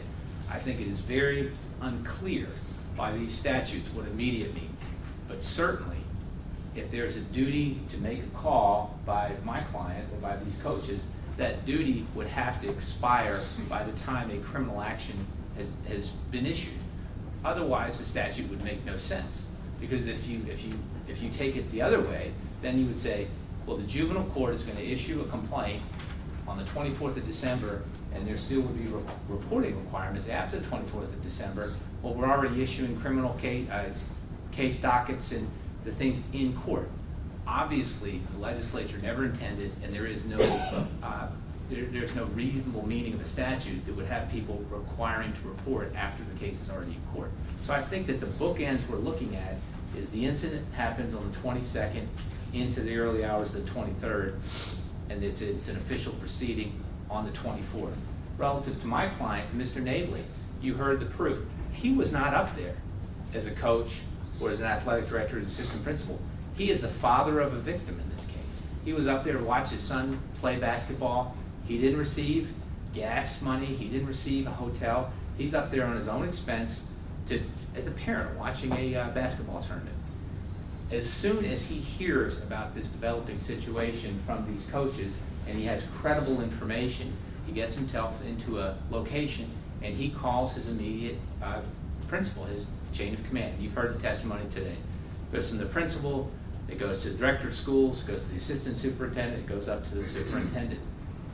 Nobody with a straight face can say that any parent, Mr. Nabley as a parent and a coach, or any other parent would think to call Department of Children's Services in Hamilton County. Now, they have not been charged with not calling Department of Children's Services in Sevier County. They're charged with not calling Department of Children's Services in Hamilton County. It is not reasonable to think that they would have called the Department of Children's Services between the 23rd and the 24th based on what they knew. And as I said, the jurisdiction ends on the 24th respectfully based upon the juvenile court judge's actions. So you've got to take a look at my client and say, what is he doing as a parent and as a coach and as a former coach and as athletic director on the 23rd? He's calling everybody he knows through the chain of command. He's acting reasonably. You heard from the men who testified here today from the county school system. Had they had any criticism, they would have told you what that is. I don't know how this matter came to be investigated the way it did and how we ended up with a criminal complaint on a misdemeanor in front of Your Honor, but you can end it today. You have the jurisdiction to do that. You have the discretion to do that. You can end this case today. And when you do that, you are not in any way minimizing the serious aggravated rape that took place in Sevier County. That is a case, that is an independent case, and that is being prosecuted by the detective who testified today. But what you are doing is you're taking into account what you have heard. You're the only person that's heard this, about the actions of this paid coach, this volunteer assistant coach, and this father who happened to be up there who's also an athletic director. I don't think that there's any way you can find fault with these three men and how they reacted to a terrible situation at a Christmas tournament. I wish there was some way we could undo the behavior of the actual basketball players, but we can't, Your Honor. And that's for a different court, and the punishment should be meted out according to the proof that's presented at that trial. Thank you for your time. Mr. Davis, let me ask you before you leave the podium just real quickly. Do you distinguish the 403 matter with the 605 regarding the procedural issues you raised? Well, I think under the 400 matter, Your Honor, that's the one, that's the shall language. And I think that it says that you haven't asked them for their plea yet, right? So when you ask them at the end of this hearing, how do they plead? And if they say not guilty, by the 400 language, that requires you to send it to the grand jury. And I think that I think you can get rid of it before you ask them to do that. You can get rid of this case now that you've heard the proof. But I think you're right. You ask him to do that. You ask Mr. Nadley to plead not guilty, and he enters a plea not guilty, you shall, by the reading of that statute, send it to the grand jury. And what I'm telling you, Your Honor, and please take time to research this and think it through, the legislature never anticipated this factual situation. And respectfully, this case is going to go off into a procedural nightmare, and it will not survive based on what I've heard. And I mean that with all due respect. I think you've heard the proof, and I think you've heard the actions of these men, and I think you're the one who has the power and authority to end this. Mr. Pinkston, in response to? No.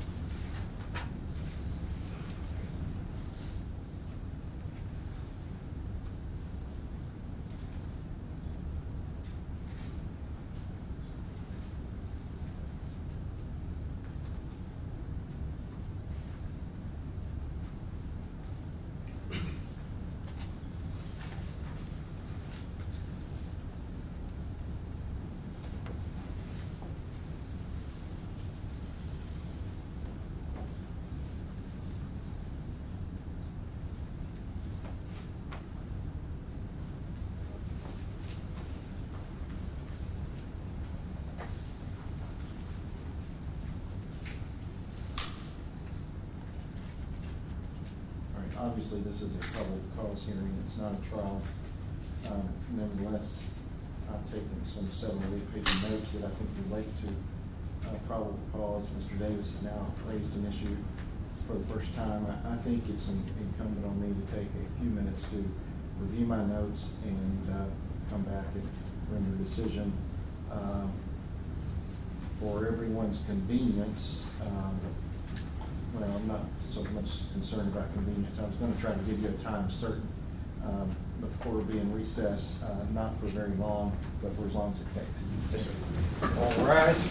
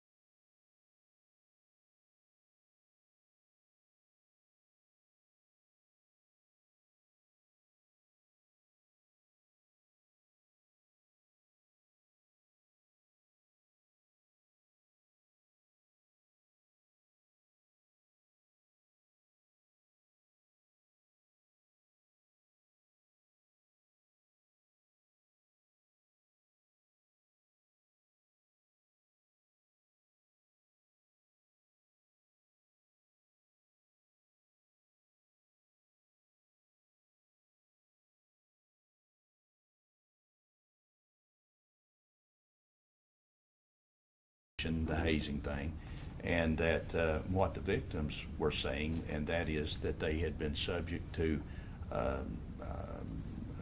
roughhousing, harassment, physical assaults all season, but it had happened down there at the school. So they may want to look into that. And it was while we were having that conversation, actually, that Ms. Schultz called. And that day, we faxed her paperwork. I mean, we immediately started getting our paperwork together. We shared our case file with her up to that point. I told her everything I knew about the case.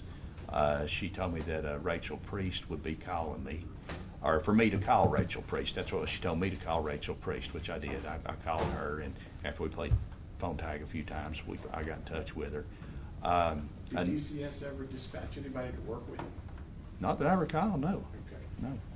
So, Now, I went with Ms. Schultz. I allowed her to go with me when I interviewed that last juvenile. Several weeks after the event had occurred, she asked if she could go along and sit in on the interview, and I was fine with it. I mean, yeah.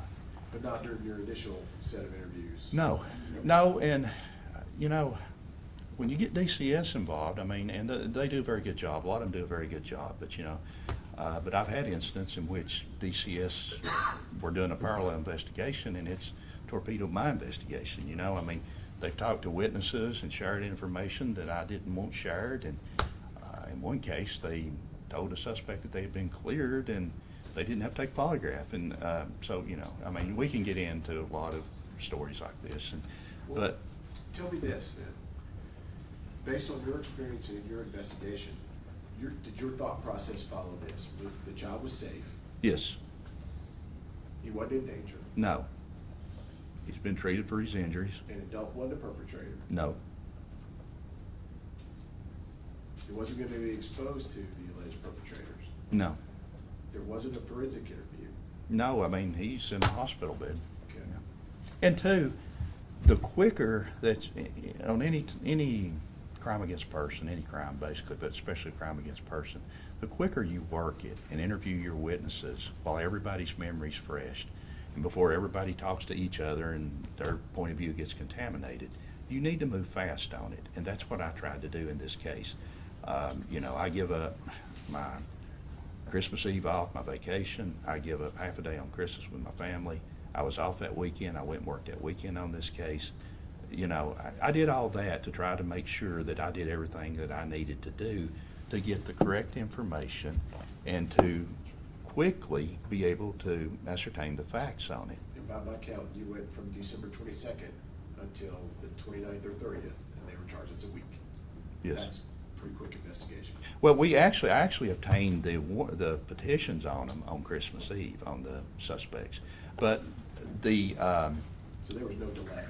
no, on the major charges, the aggravated rape and the aggravated assault against the three suspects, on the one main victim, the one victim that was injured, victim number one, I obtained those petitions on Friday, Christmas Eve. And we had a conversation with the DA, the assistant DA, Strassenvogel, and with Sarah Reynolds, the Sevier County Juvenile Court officer, who, has to run it by the judge before these felony petitions are signed off on.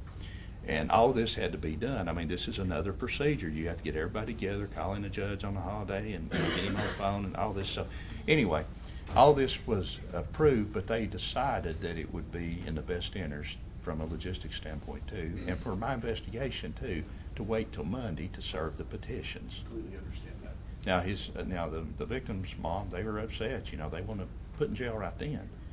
But, I really didn't have, and it was a good thing I didn't, because it came up that there was other victims. And, when you start putting people in jail, all the kids are going to shut down, nobody's going to talk. And we thought that it would be better to wait until Monday to serve the petitions. So help me with the timeline now, so I can make sure that I'm clear with the court. Late evening hours of December 22nd, the incident occurs.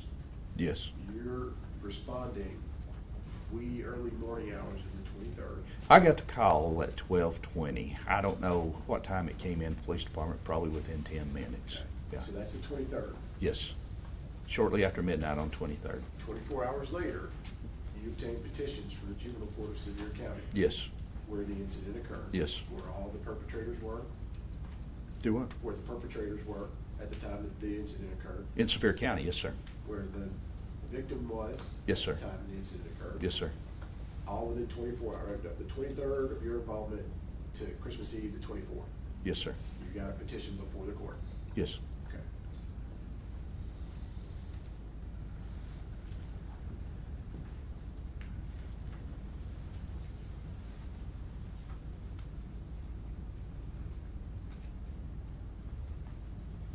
Was any of this at the player's home? Did this occur in the player's home? No.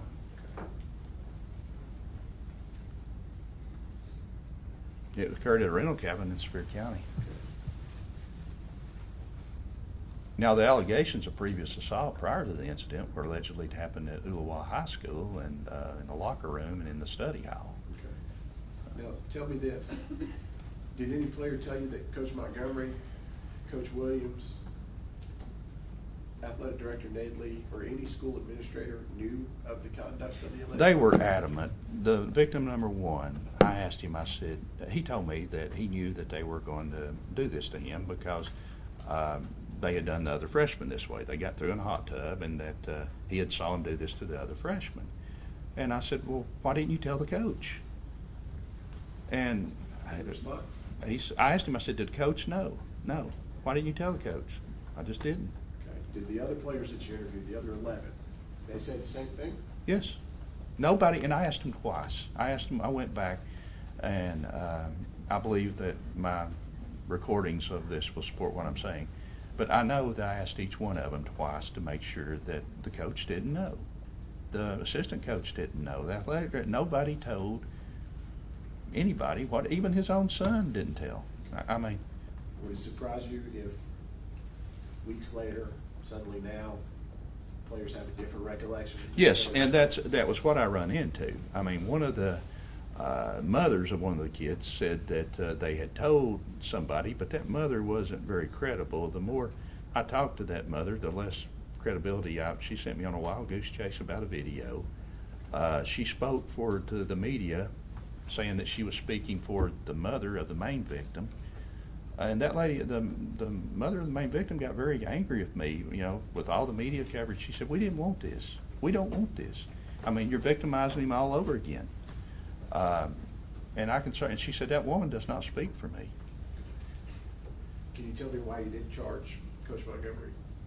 Coach With Williams? what? What should I charge him with? I mean, he did nothing wrong. In my opinion, he did nothing wrong.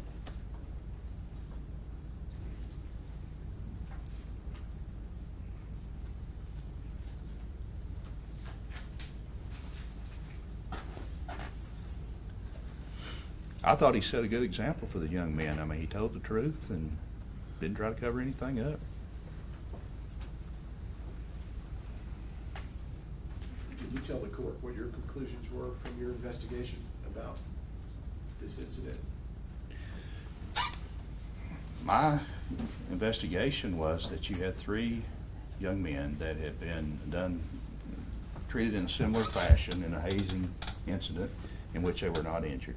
This young man had on a thin pair of knit sweatpants that were pretty well worn and a very thin pair of underwear. It poked through his clothing where it didn't poke through the other ones, and he was injured. Based on the statement made by my last witness who was in the room, that he said the whole thing from the time they were holding him down and pushing, the whole thing lasted about 20 to 30 seconds, and as soon as it busted through and went inside of him, they said, the main one said, oh, beep, dropped the pool stick, and they left. There was no, rape, torture. There's no screams of anguish. He said that the young man fell down on the floor, said, oh, I'm hurt. And he told him to go get Coach T. And he said he went upstairs and got Coach T. But even then, they didn't tell the coach what had happened. And the other thing, too, all this about the pool stick, the tip of the pool stick, I was told that that's what the UT surgeons had recovered, and that's what I needed to go get. I went and got that, put it in evidence, but locked it up in my office. I looked at it several days after we had did our arraignments, And it's not a piece of the pool stick. It's a piece of his clothing. It's a piece of fabric from his sweatpants. That's what that was that they removed from him. So, I mean, what this case actually is much smaller than what it's been blown up to be. Detective Burns, let me ask you this. In your experience in investigating cases like this, did Mr. Montgomery willfully fail to do anything? Not to my knowledge, no. Did Coach Williams fail to do anything? Not to my knowledge, no. About Mr. Naylor? Not to my knowledge, no. I don't have any other questions, Your Honor. Yeah, just a few, Judge. Lawyer's famous last words, what I promise. Coach Williams helped you in every way he could. didn't he? Yes, sir. Coach Williams never tried to hide anything as far as you know, did he? No, sir. Completely forthright and forthcoming at the hospital, is that right? Yes, he had less knowledge than what Coach Montgomery, Coach Montgomery went and attended to the young man. I mean, Coach Williams wasn't as involved in the situation. Was it your understanding that when this incident occurred, Coach Williams was actually upstairs punishing another player for using bad language? I had heard something to that effect, that they had, that he had made him run up a, I know that he administered some discipline. Yeah, I think he made him run up down a slope out there on the hill for doing something. I don't recall now what it was, but that came to my attention when interviewing some of the players. Because he had heard him using bad language? I don't remember what it was for, sir. No. All right. So your investigation uncovered no proof that any of these gentlemen to my left knew of any prior incidents with these players, did they? No, as a matter of fact, Mr. Naylor told me, he said, and my investigation revealed no prior juvenile records on any of the three suspects involved. Mr. Naylor told me, he said, these are not three kids that we see in our office. He said, these, we've not had trouble with these kids in the past. And there's been much made in the media, and a statement was made that this young man was covered with feces and blood. That is absolutely false from what I've found out in my investigation.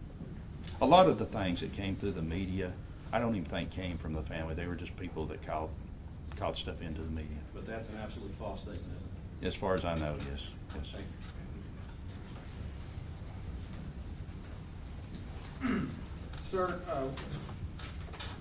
I'm somewhat confused, but hopefully I'll get on the right path.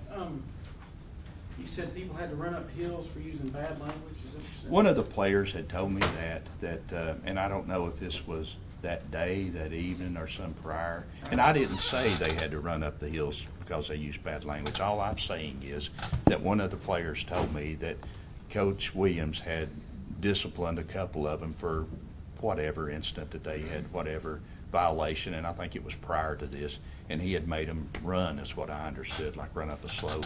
All right, your investigation before, we're talking about the December incident, what did you learn about the tradition or the hazing, as you referred to a moment ago, in direct examination that occurred at the high school in regard to the basketball team?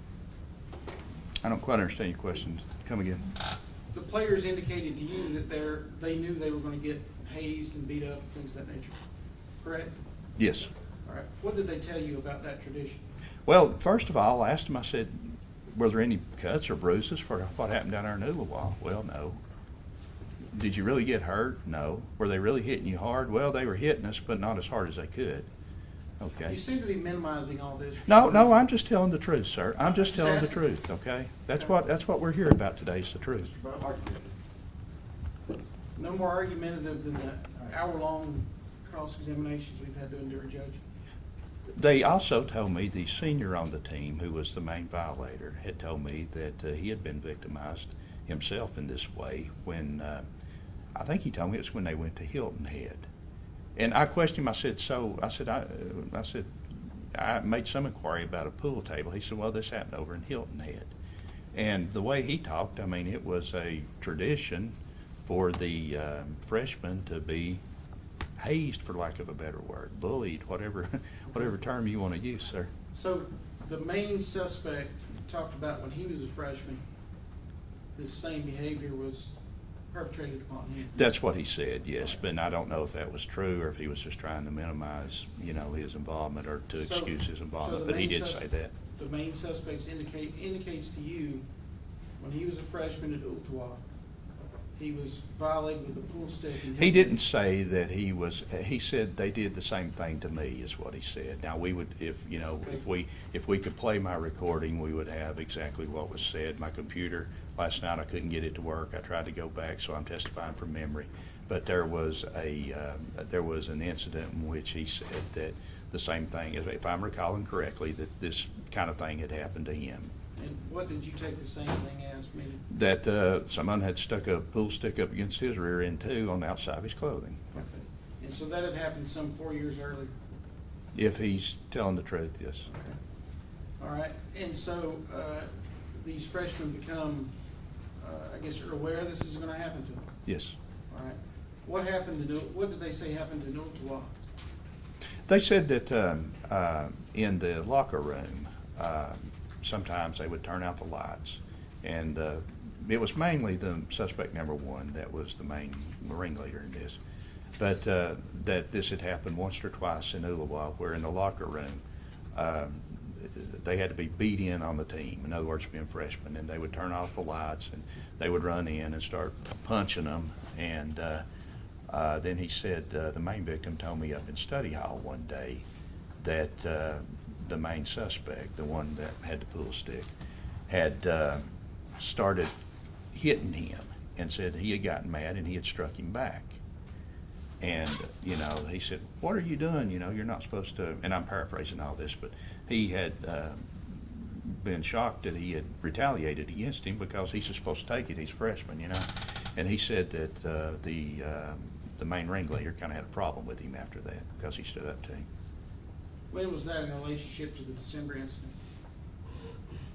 It was sometime previous to that. But now, the three suspects didn't come on the basketball team till after football season ended. So it would have been sometime between the time they come to Gatlinburg and when they came on the team after the football season ended. Did the three main suspects exhibit this type of behavior to the football team as well? Not to my knowledge. I didn't question about anything like that. All right. So there's this history or tradition, whatever you want to call it, of hazing or beating into a team. That was what was told to me by the suspects. By the suspects, not just... Well, the victim said that they had experienced it themselves, that year. But the victim said it really didn't start till the three boys came off the football team. But nonetheless, the suspects and the victims all talked to you about this hazing or beating in or whatever, however we want to characterize that. Yes, sir, they did, yes. Now, are you aware of the Tennessee law about mandatory reporting abuse or sexual abuse? Yes. All right. You didn't report this, did you? It didn't fall within the parameters of what we report. This was a kid-on-kid assault. It wasn't really sexual in nature. I did try to see... It wasn't sexual in nature? No. All right. How do you come to that conclusion? Well, there was no sexual gratification. They didn't pull his pants down. The other three victims, they weren't penetrated, and it was the same ritual. Do you know what state law, how it defines sexual penetration? Yes, I do, yes. And what is that definition? Well, the definition is penetration of the orifices of the body by penis or an animated object, yeah. I can't quote it, which I'm sure you can. However slight, you recall that Yes, being in there? however And slight. that nowhere in that definition is sexual gratification mentioned? It's not a component of rape, it is for sexual battery, but they weren't trying as soon as it penetrated his pants, they stopped. Their intent, and this is what they said too, we never meant for this to happen, we didn't mean for this, and I think they were being truthful when they said that. This just didn't happen on one night though, right? The other three players were on previous nights. One of them was like a couple days before. I'd have to go back and look at my notes, but yes, the short answer is yes. One of them had been hazed Short like answer this. is yes? One of them had been hazed like this a couple, 3 days prior, and the other two had, I got conflicting stories, but the other two finally settled that it was the day before Mon was hurt. So, and you've charged one count of aggravated rape? Well, they said that it didn't go up inside of him, if that's where you're going with this. I didn't decide where I'm going with this yet. That's my question to you. Yes, I've counted, each of the 3 suspects were charged with 1 count each of aggravated rape and aggravated assault. Yes, sir. But the other 3 all talked about the pool cue in the same manner, except they weren't hurt. Well, they said it didn't go up inside of them. It didn't penetrate their clothing and go up inside of them. I mean, initially, only 1 of the other 2 wanted to press charges. Okay. But that doesn't mean, what does that matter? You got to have a victim if you go to court. Okay, but you've never been involved. If they're not a compliant victim, how are you going to charge and go to court if you don't have a victim there? Have you ever charged somebody with a crime and not necessarily had a victim speaking up loudly about wanting to prosecute? You got to have a victim. So, what's yes or no to that question? No, I mean, no. All right. So, if the one that injured the child is a rape, why is it not a rape in the other 3 instances? If Well, sexual gratification is not required. It didn't go up inside of them. I wasn't told that it penetrated them. You recall one of them talked about the main victim talking about the night before a victim was violating the same manner and screamed throughout the cabin. Do you remember that? He said that he heard him yelling. He heard him yelling inside the cabin. Yeah, inside. He said he heard him outside the door. He said they had shut the door. How many rape cases have you investigated prior to this? Numerous. What's that mean? I don't know. I didn't got a count. You can call the court, I guess, and find out. I don't know, I sir. can do that later, but I was wondering to know if you had an idea. No, I don't. I've Can- quite a can few. you- I've got 3 investigations going right now. So it's your opinion to charge somebody with rape, injury has to occur? No, injury doesn't have to occur, but you know, you have to have components of rape. Okay, and a pool cue into someone's rectum, that would fit with the definition of sexual penetration. That's what I charged, sir. The pool stick went into that young I'm man's just asking rectum. yes or no? Yes. Okay, and so if that's good for one, and they were all, as you mentioned a moment ago, treated in a similar fashion, but for the injuries, that would be 4 rapes, not 1. Sir, Yes I or no? work. No, that is not correct. That's, They didn't go in their rectum, did okay? you not say a moment ago that they were all treated in a similar fashion, except for injuries? You're trying to twist what I said, sir. No, That's I'm- not I'm what I'm asking you, saying. is that That's what you not what said? I'm saying, Can you sir. let the witness answer the question? Thank you, Mr. Bowden. Well, then your witness is doing fine. Go ahead, Mr. Kingston. Did you not mention a moment ago on direct examination that all 4 of the individuals were treated in a similar fashion, but for the injury to the main victim? They were treated in the same fashion, but it didn't bust through their clothing and go up inside their rectum. They were treated in the same fashion, right? That's Yes. your words. Been asked and answered 3 Yes, times. I mean, We're just trying to get to the truth, remember? It didn't, we have been trying to get to the truth. It And didn't as- go up into his rectum. He's testified to that, these other gentlemen's rectums. He's testified 3 Well, times. he's testified around it. Overruled. I think he's done with that. When you took pictures of I guess the cabin of the crime scene, did you do on that particular day, the 23rd? yes, I didn't take complete pictures. I took pictures of the area where it occurred, the bedroom, and then the pool area Did you observe? and the entrance. Was there any blood? Let's talk about the main victim and where he was injured. Was there any blood in that area? No. All right. Had there been any measures to clean up that area? I found out later that the coach's wife had cleaned up some blood that was in the bathroom from after where he had went in and bled. All right. Where were the main victim's clothes found, sir? Where were they found? Yes. They were in a bag in the trash can. Okay. Who put those there? I understood that the coach's wife did. Okay. Was that information offered to you, or you just found it part of your investigation? I found it as part of my investigation. So nobody told you his clothes were thrown away? Let me think about that a minute. I asked patrol where his clothes was, and I told them to make sure that they had his clothing, you know, and when I asked them about it, they couldn't find it, and they went and got, that's right, they went and got Miss Montgomery, and she told me that she had put them in the trash. Now, I initially thought she bagged them up and put them in the trash, but later on, I found out that the victim himself had bagged up his clothing. It was wet, and it had a little bit of fecal matter on the underwear, and it was wet and smelly, so I think he was embarrassed Blood? and he bagged it up. Blood? I didn't see no blood, sir, no. Now, there may be some, and I didn't see it by the naked eye, but I didn't see no blood, no. All right. And so, and you mentioned that there were 2 pool sticks that were used. Well, there was one pool stick that was used. I was given 2. I took them both in evidence. And I wrapped him. I wrapped him at the scene and took him to the station. And that was what made me open up the evidence later on and look, because when I looked at them, the tips were still on there.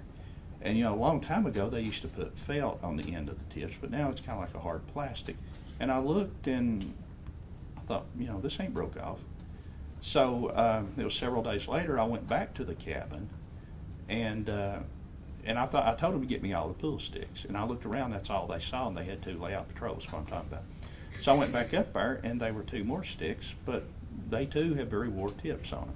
So that's what got me to open up the canister and look and see that it wasn't a pool stick at all, but it was a piece of clothing from the victim's sweatpants. Does that somehow minimize what he went through? I don't think so, but I mean, it's the facts is, like we're saying, the truth, it's not the tip of a pool stick, it's a piece of his clothing. Thank you.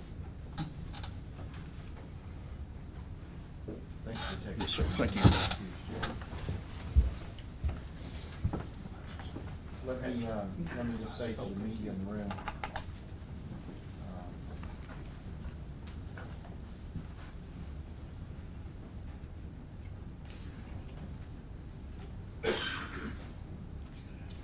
Get up. I'm sorry, John. I'm sorry. I will find it contemptuous if anyone does anything with the name that the detective uttered once. I think that's clear and enough said. All right. No further proof, Mr. Houston? No proof, Judge.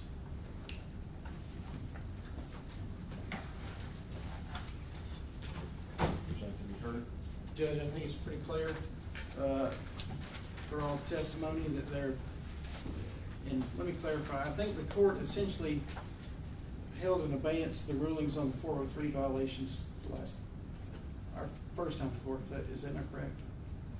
And then allowed the preliminary hearing on the 605 violations. And I think it's very clear on a probable cause basis that there were 4 sexual assaults that occurred. Actually, that's not completely correct. I think I ruled on the 403. Right. But we held everything to the day at everyone's request and had a preliminary hearing on 605 violations. Right, and I think it's clear that there were 4 sexual assaults that occurred. Individuals with first-hand knowledge, Mr. Montgomery, Mr. Williams, and Mr. Nadley, had that information, and they did not report it as required by law. It's fairly straightforward in that regard.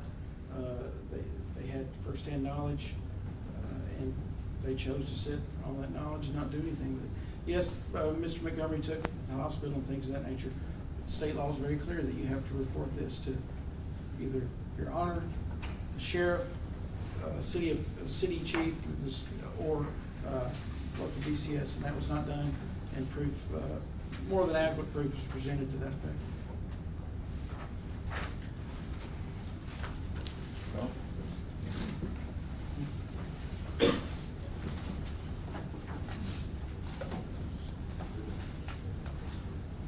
Your Honor, a number of things are clear today. None of them supported the complaint that was lodged with you without notice to these 3 gentlemen. Specifically, no proof introduced today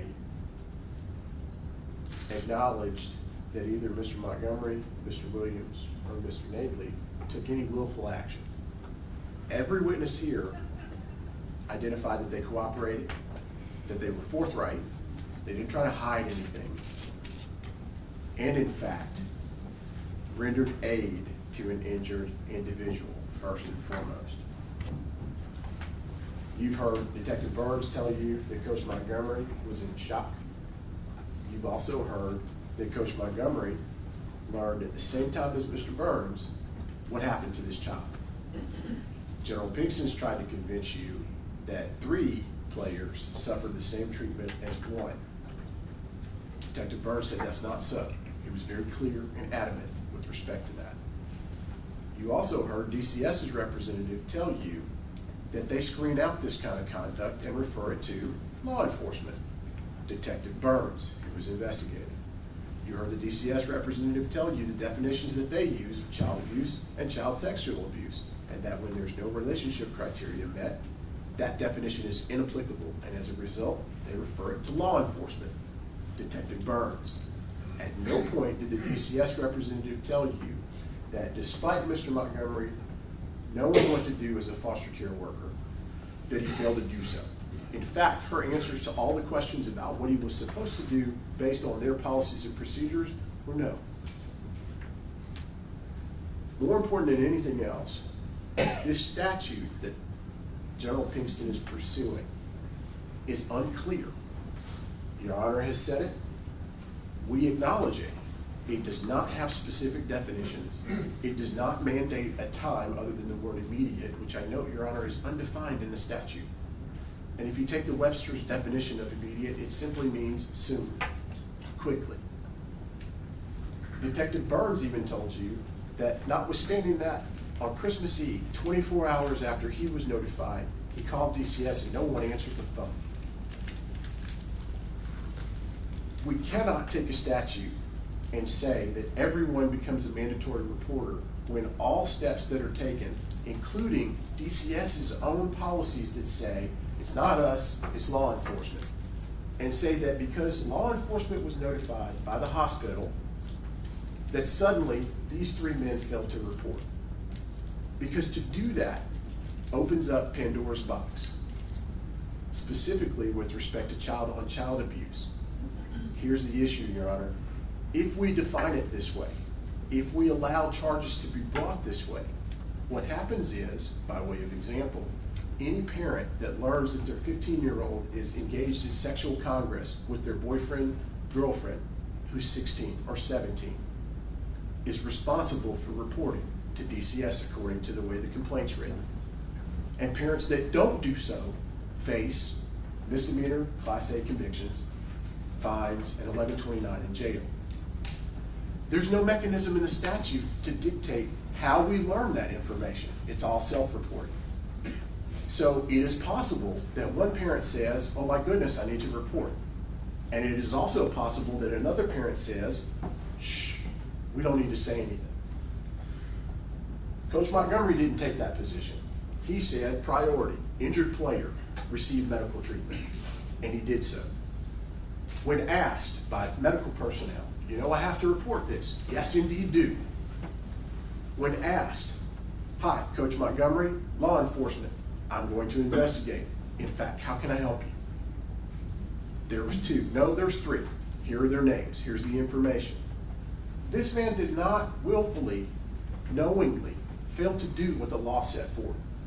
What he did was respond first as a reasonable, ordinary citizen with knowledge of what to do based on his years of experience under DCS policy, which is, it's law enforcement, law enforcement, law enforcement. This matter, for whatever reason, has affected 11 families. The victim's family, the perpetrator's family, the other 3 individual players, these 3 gentlemen, and waiting in the wings are the 3 Hamilton County Department of Education individuals and their families that we talked to today. None of it today demonstrates that any of these men willfully failed to report based on the definitions present in the statute, DCS's own policy, where you heard her say, we don't take that, that's law enforcement because of the relationship criteria and their ages. Detective Burns told you that the child was safe. He was not exposed to the perpetrators. There were no other issues surrounding a need for him to call DCS. He did it because he thought he wanted to talk to somebody. What we have here is an overreaching on the part of the statute that punishes conduct which an ordinary reasonable citizen doesn't recognize. And even citizens with training, like Mr. Montgomery, recognize the rules. And the rules here are law enforcement. So reported, so investigated, perpetrators charged. Mr. Montgomery didn't willfully fail to report. He didn't knowingly fail to report. He reported what was necessary.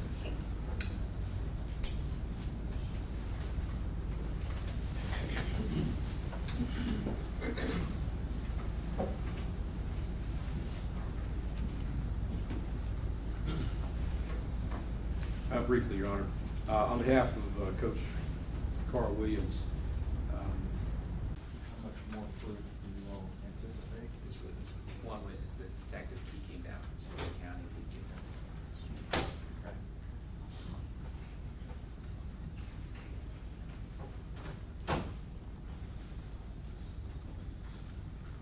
Then it would be my preference to just keep going. Yes, sir. But I certainly- Very well. And we may take up 2 or 3 minutes after this witness. Is it Mr. Holmes? Dr. Yes, sir. Holmes? You'll raise your right hand and take an oath, please. You solemnly swear or affirm to tell the truth, the whole truth, and nothing but the truth, so help you God? I do. Have a seat there, please, sir.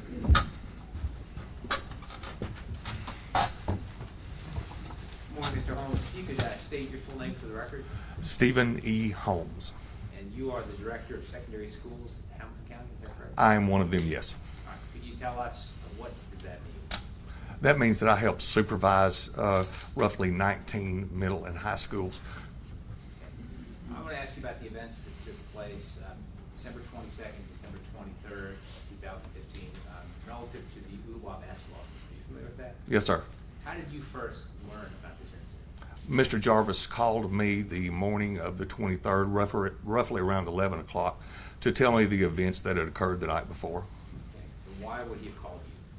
I am his direct contact. I supervise Ooltewah High School, so I would be the one he would contact. So you would have been in the direct chain of command, as it were? Yes, sir. For the school. And what is it that he told you? He told me that they had a very serious incident that had occurred the night before, that a young man, a young ball player, had been seriously injured and was hospitalized and was being treated, possibly going into surgery. He explained the details of the events as he knew them, that 2 young men had held the injured player down, and that he wasn't sure about how exactly the course of events occurred, but that the young man's rectum had been penetrated by a pool cue. And did he indicate to you that he had learned this information from the coaching staff and from the athletic director, Jesse Nagley? Yes, sir. Do you feel that he gave you a complete report as he knew it at that time as it was developing? Yes, sir. Is there anything else you would have expected him to relate to you that he didn't that morning? We also talked about at that particular time the fact that the 3 kids who had been charged in the incident were the only ones that they were aware of that were the perpetrators, that they had been immediately dismissed from the team and had been sent home. Yeah, in fact, the coach asked a family member to drive the 3 perpetrators back to Hamilton County for so they could be put in custody of their parents. Yes, sir. And that was done with the knowledge of law enforcement in Sevier County? Yes, sir. And the student who had been severely injured was receiving medical attention in the hospital? Yes, sir. Was that your first priority as an administrator, the medical attention? Yes, sir. We want to make sure that the young man was receiving medical care. Mr. Jarvis assured me that that was the case. And do you feel that the coaches and Mr. Nagley were assisting in the investigation as you would expect them to do from your position as the director of secondary schools? Yes. Relative to Mr. Nagley, do you have any complaint with how Mr. Nagley conducted himself on the 22nd or 23rd of December of 2015 relative to this incident? No, sir. Go ahead. I have any questions I want to No questions. Mr. Pinson? Thank you. You may be excused. Am I dismissed to go, You sir? are dismissed. Thank you. All right. Mr. Davis, who is your next witness? Detective Burns. All right. Can we get Detective Burns in? We're going to be in a 5-minute recess, and we'll conclude when we come back. All rise.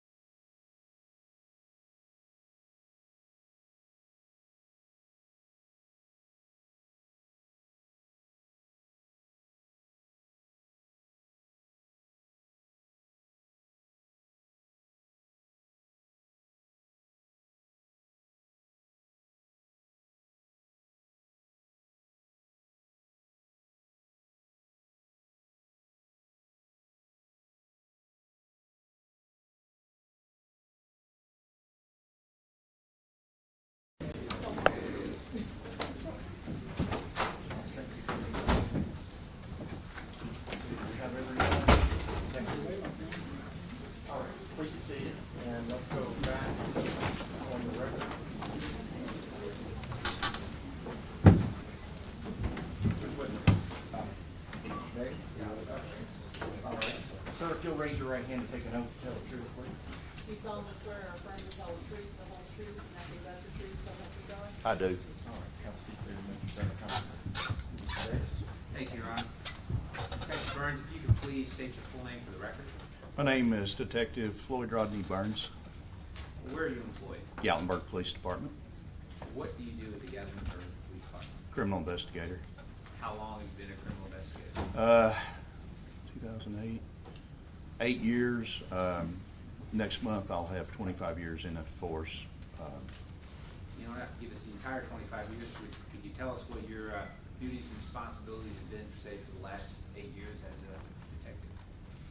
We investigate cases that are assigned to us, felonies, sometimes misdemeanors, but it's mostly felony offenses. I'd like to bring your attention to December 22nd and December 23rd of 2015 and ask you if you came to be involved in the investigation that's the subject of this court hearing. Yes. Could you tell us, how did you first become involved? I was on call that night. Every third week, we're on call 24/7. I had worked my regular shift that day, the 22nd, and I was about to go to bed at shortly after midnight, and I received a call. I think it was like 12:20 a.m. from the sergeant on duty. Well, actually from dispatch, and then I spoke with the sergeant on duty, Sergeant Bowen. He told me that LeConte Medical Center had reported a young man injured, and he had been injured by a pool stick, and he had suffered an injury to his rectum. Okay, and what did you do when you got that call? I went to LeConte Medical to interview the victim. Okay, tell us, who was present when you got there? And let me just interject just for Yes, a sir. moment. Detective Burns, you probably know, but just to be clear, we've had some discussion before you came in.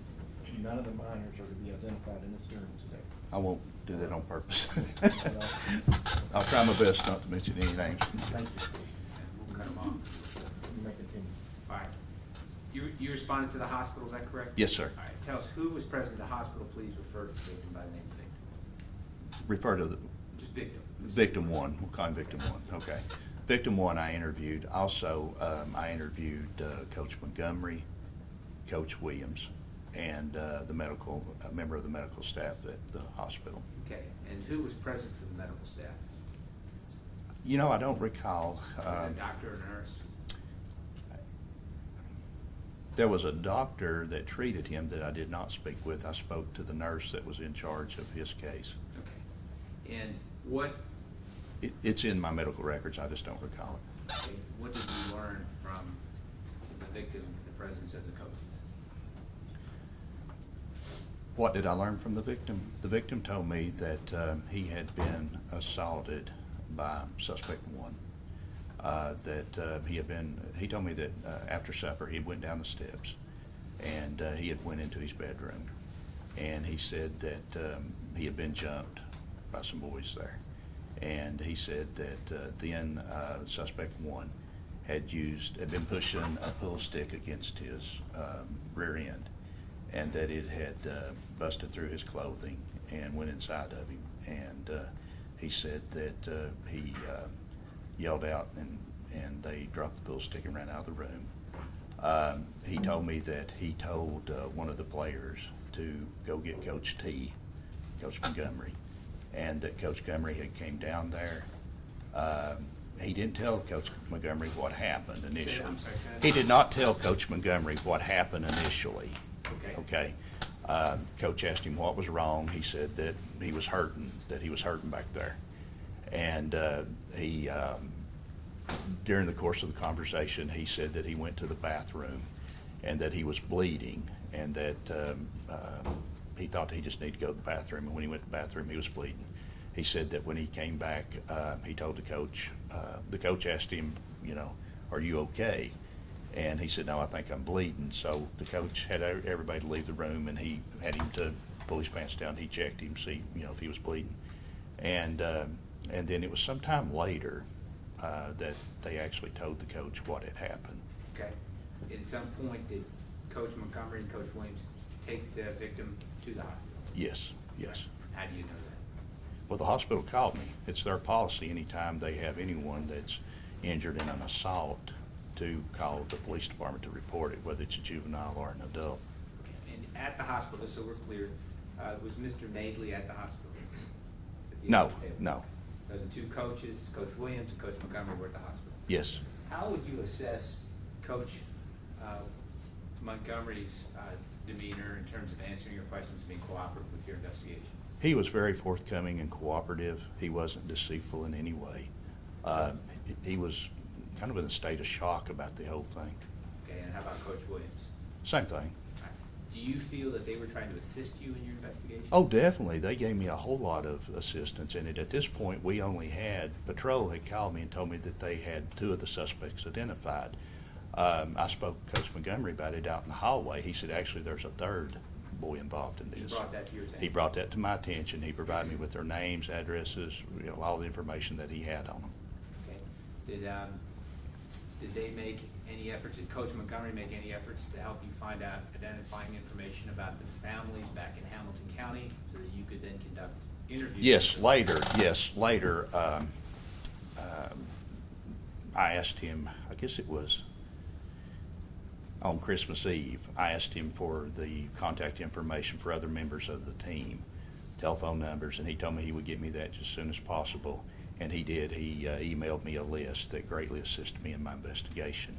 The team came to see the victim in the hospital the Sunday, which is, 2 days after Christmas. And it really made it a lot easier for me because I was able to call the parents and get permission to talk to the teammates while they were coming up at the hospital. It saved me from having to go to Chattanooga and drive all over the place. And it also enabled me to do a quicker investigation. I mean, while everybody's memory's fresh, before the media got it all, I got so blew up in the media, they were a lot more forthcoming, and they hadn't had as much time to talk to each other about it, but it just assisted my investigation a whole lot. So Coach Williams was assisting your investigation? Yes, and his wife was very helpful in the investigation too. Okay, what did she do? Well, when we went back to the cabin, initially down at the hospital, we were told by the medical staff that he wasn't hurt bad at all. Okay, so now we're back. I just want to make sure we're clear. Yeah, on let's go back to 23rd. We're down there. On the 23rd, you're at the hospital. What does the hospital personnel tell you? That he's not seriously injured, that they had run a test, there was no air leakage, that he would be fine. He would be sore for a couple of days. He might have a little bit of bleeding. They didn't think he'd be able to play basketball the next day, and that he was about to be released from the hospital. Okay. Coach Montgomery, I asked the young man at this point, we're not thinking he's seriously injured. It's, appears to be just, kids. They shouldn't have been doing what they were doing. There's no excuse for that, but it was just kind of like a hazing thing in which, they accidentally busted through his clothing and injured him.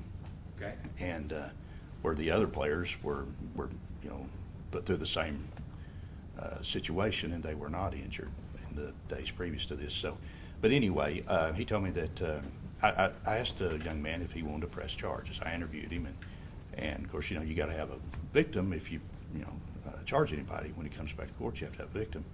And he said no, that he didn't want to press charges. And I told him, well, I would still have to talk to his mother to make sure that she didn't want to press charges. And I asked to speak with her, and Coach Montgomery told me that he had called her and talked to her once, and he had tried to call her again, but she was unavailable, that she had went back to work. And so I got her telephone number, and he told me that the young man told me he wanted to go back to cabin and stay with the team. And Coach Montgomery said that he had spoke to the mother and told her what happened, and that she was okay with him going back to stay at the cabin with the team.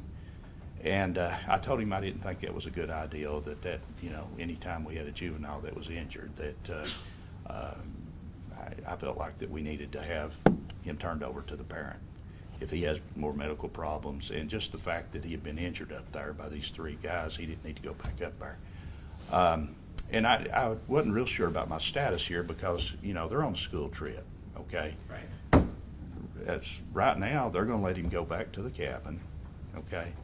The mom was okay with it. Later on, she told me she had agreed to let him go back. He wanted to go back, and I wasn't sure that I had a standing to order him not to let him go back. So I called Tim Norris, who's the assistant district attorney, And I told Mr. Norris that what I had, the situation. This is in Sevier County. In Sevier County, Fourth Judicial, yes. Go ahead. And Tim was of the same train of thought that I was, that he didn't need to go back to the cabin. And we discussed the fact, too, that the other 3 suspects, after I talked to them, they didn't need to be up here around the other kids, too. They needed to go back. And so... Did you separate them? Did you get the 3 I had separate? patrol. I had called patrol and had them to separate all 3 of them up at the cabin.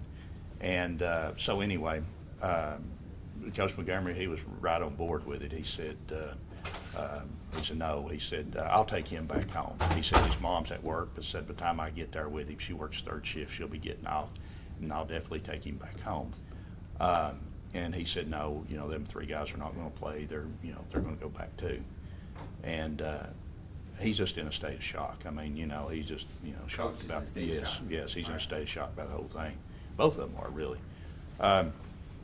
He told me, though, that he would like to take the young man back to the cabin and let him get his belongings.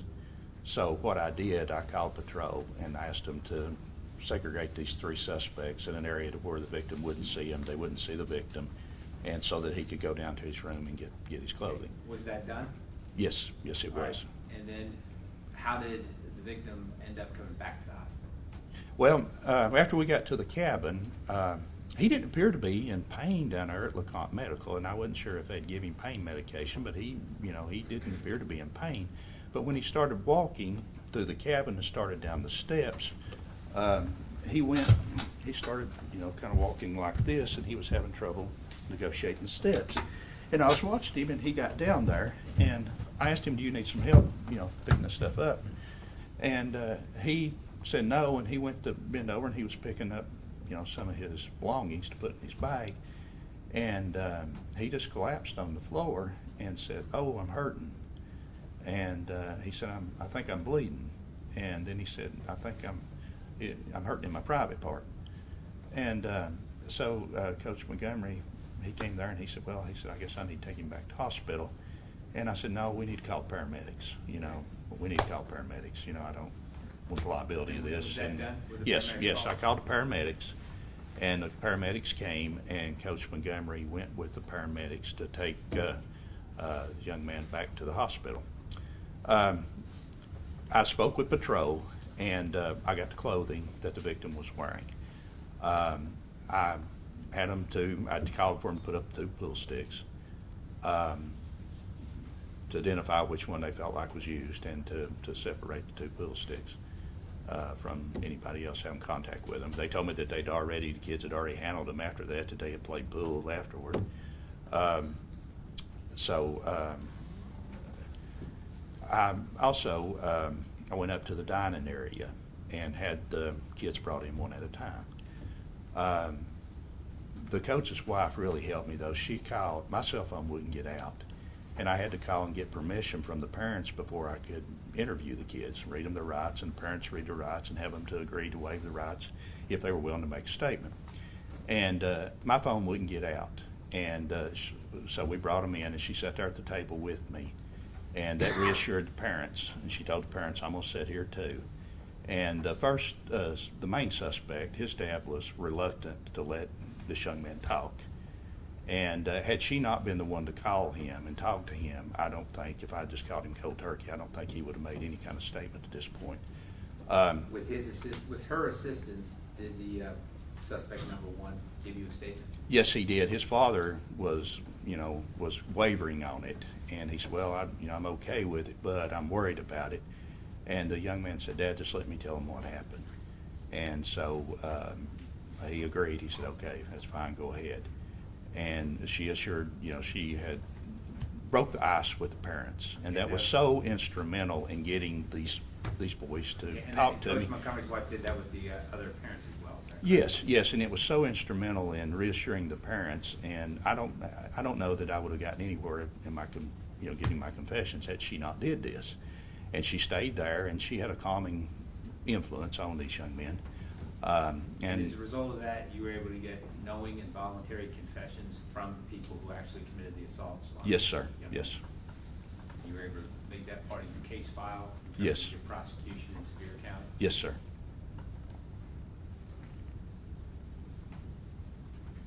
on, is there anything else that happened back there in the cabin that night of significance after you took the statements? No, I mean, we gathered the evidence. I photographed the scene. I went back later and, several days later and after I, photographed all the rooms and stuff, but. With your permission, did Coach Montgomery's father drive the 3 suspects back to Hamilton County? Yeah, they were leaving with him whenever I was leaving. He had came to pick him up. That was my understanding, that he was going to take him back and he was leaving with him. Compliance with your instructions? Yes. To be separated and Yes. put back in their parents' custody? Yes. Right. And then, from your point of view, in the course of your investigation as a detective in Sevier County, with this criminal complaint you're going to file in juvenile court, do you feel that the appropriate authorities were notified? Yes. Was medical personnel aware of the full extent and nature of these injuries? Well, initially, apparently they weren't, because they said he wasn't hurt, if that's what you're asking. No, I guess what I'm saying is, from what I understand, you were notified by medical personnel, correct? Of the seriousness of his injuries later? In terms of how you first got called? Yes, Okay. how I first got called, yes. Uh-huh. I'm asking just the reciprocal of that. Do you feel like once you knew the seriousness of the injuries, you communicated with medical personnel and ultimately they understood the seriousness of the injuries? Yes. Okay. Do you feel that the coaches, Coach Williams and Coach Montgomery, assisted you in getting that information to the appropriate medical personnel? There were 2 trips to the hospital? On the second trip to the hospital, I wasn't involved in that. Okay, so it's just the coaches? Yes, I mean, they took him back to the hospital. Like I say, I had worked all day and I worked all night. I left about 6 o'clock that morning. I went home and I slept for a little while. And I got up around lunch, about 1 or 2 o'clock. I spoke with someone at the police department and they told me that the young man had been transferred to UT, that he had to have emergency surgery. Right. After having went to LeConte, back to LeConte. LeConte had tried, I was told LeConte tried to call in a surgeon, and the surgeon maybe he didn't have privileges there, didn't want to do the surgery. They sent him to UT where he had underwent surgery. Later that afternoon, I spoke with his mother, and I spoke with the district attorney again, and I spoke with my supervisor about the incident. Okay. And do you feel like all the appropriate authorities were notified that need to be notified through your investigation? Yes. At some point, Mr. Nadley, you were in contact with Mr. Nadley as the athletic director who happened to be up there at the game? I didn't speak to Mr. Nadley until Sunday, which was, how many days? 4 days, 5 days after the event. Yeah, Christmas was Friday, Saturday, 26th, 27th, I guess is when it was when I spoke to Mr. Nadley. Okay, and maybe my point, maybe I asked a poor question. You understand that Mr. Nadley was not up there as athletic director, either in the cabin or at the hospital? I never saw him at the hospital or at the cabin, as far as I know. Now, like I say, my focus was I've been pulled out of bed here, and I'm up here at this cabin interviewing these kids, the parents. I mean, it's not like an adult where you can go and read them their rights and just, you've got to, go through a different channel. You have to go through the parents. You have to,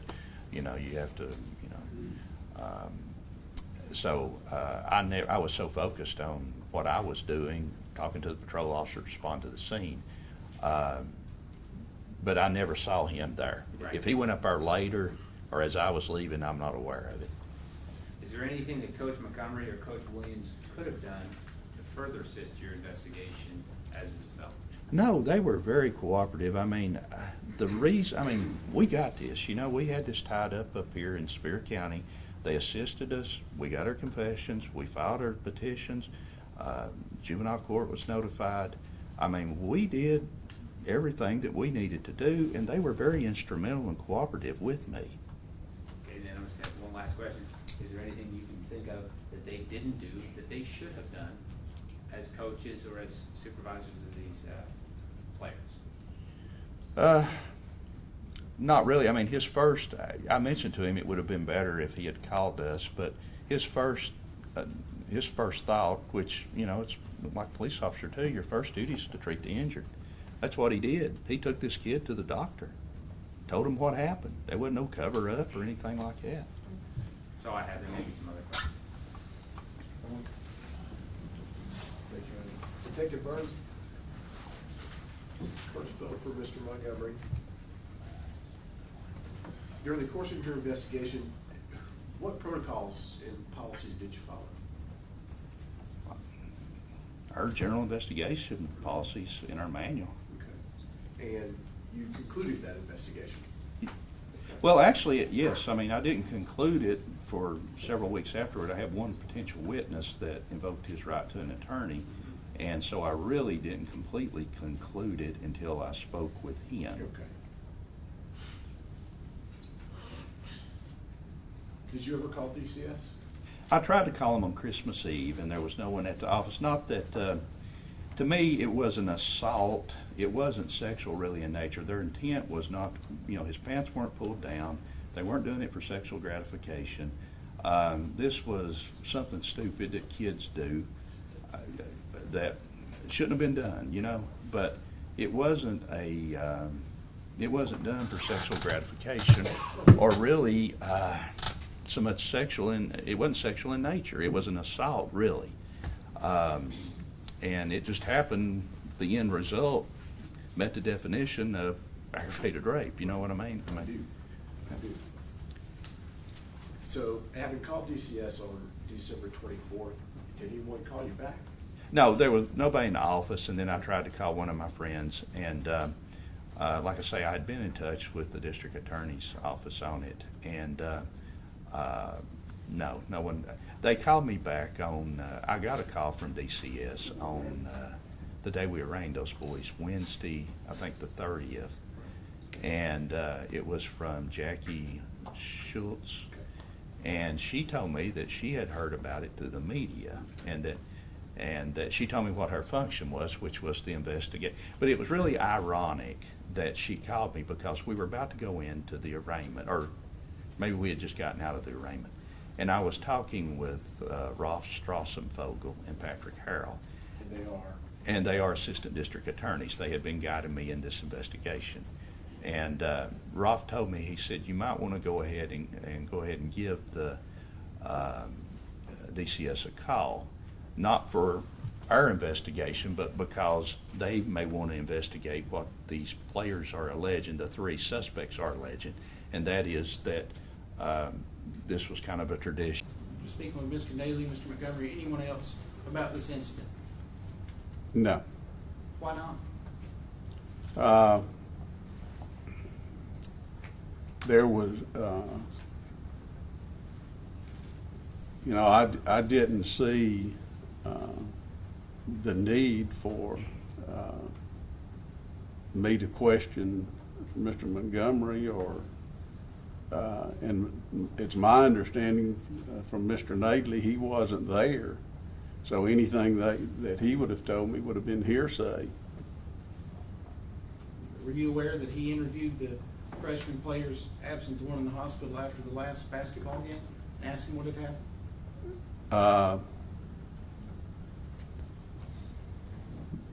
I don't recall whether... You don't recall that? No. He didn't tell you that? I don't recall that. All right. Were you involved in the decision-making as far as playing the last basketball game? It was discussed with Mr. Holmes and Dr. McDade, yes. And how do you arrive at the decision to play the game after these circumstances occurred? I was asked for an opinion. I didn't make the decision. What was your opinion? My opinion would have been to let them play. I couldn't see punishing 11 other kids for what 3 had done. Okay, thank you. Good morning, Mr. Jarvis. Good morning. Curtis Bowe, attorney for Andre Montgomery.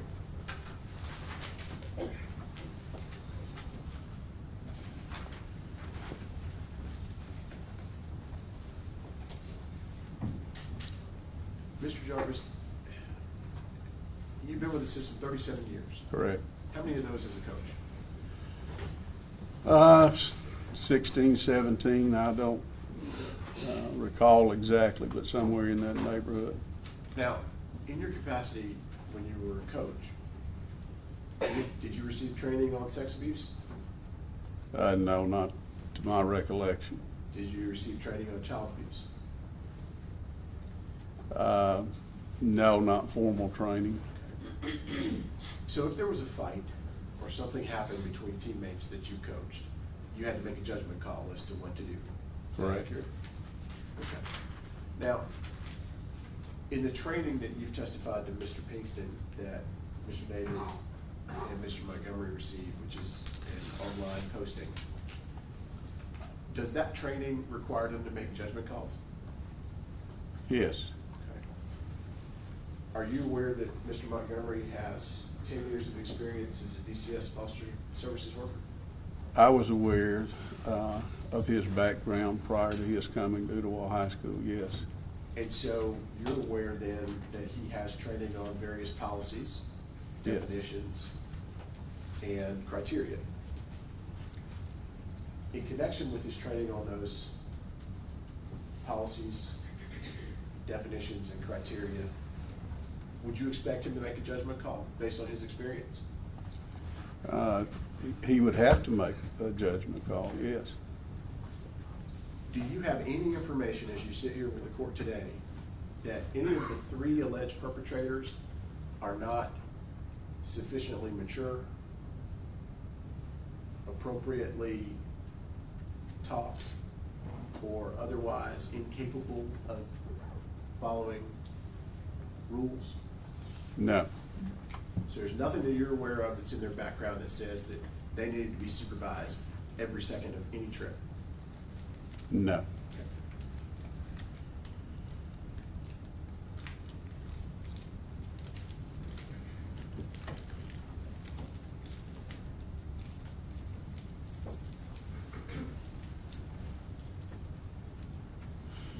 Let me talk about these expenses again. The basketball fund pays for the players and the coaches, nothing else. Is that correct? Right, Not parents? No. Not grandparents? No. Not siblings? no. Okay.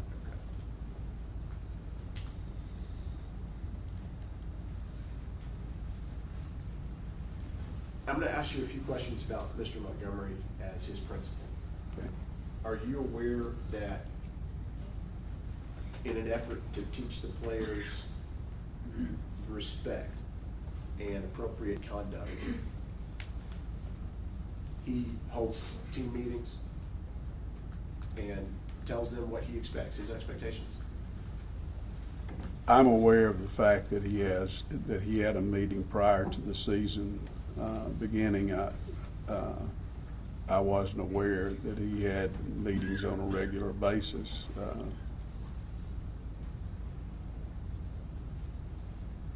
Has it ever been described to you that Mr. Montgomery goes above and beyond just being a coach to the boys? Yes. Can you give me an example of how that has come to your attention? I have seen Mr. Montgomery buy more than one student,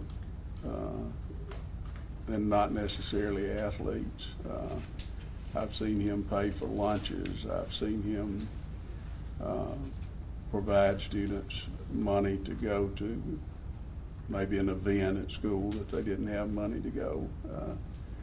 Yes, I've been aware of those type of situations. And those students are typically needy students.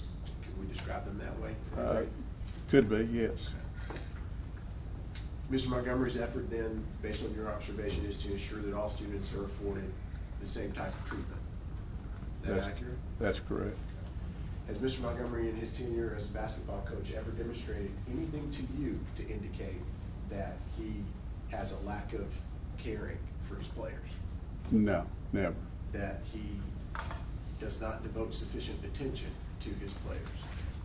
No, sir. That he inappropriately disciplines his players? No, sir. That he encourages poor sportsmanship? No, sir. That he encourages poor social interaction? No, sir.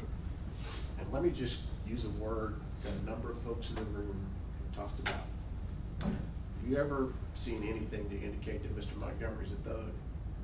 No, sir. Okay.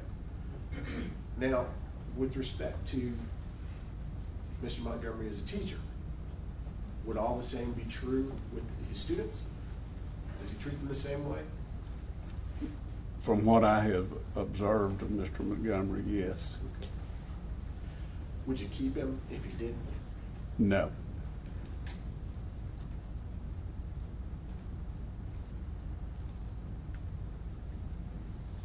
Now, I know you told Mr. Pinkston that you actually had a conversation with Mr. Nadley. You didn't have a conversation with Mr. Montgomery, did you?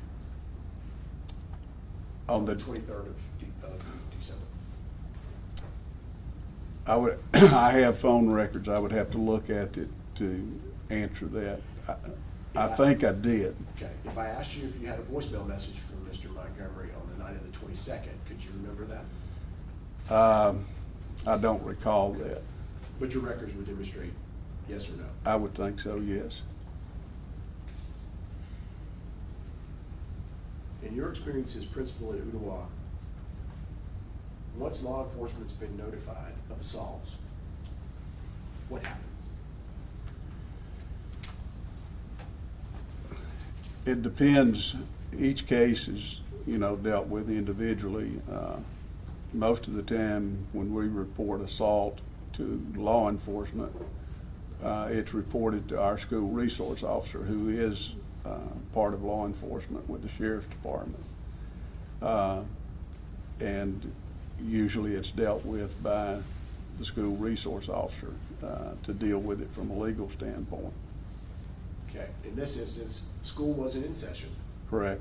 Resource officer wasn't on campus. Correct. Is the resource officer part of the chain of notification?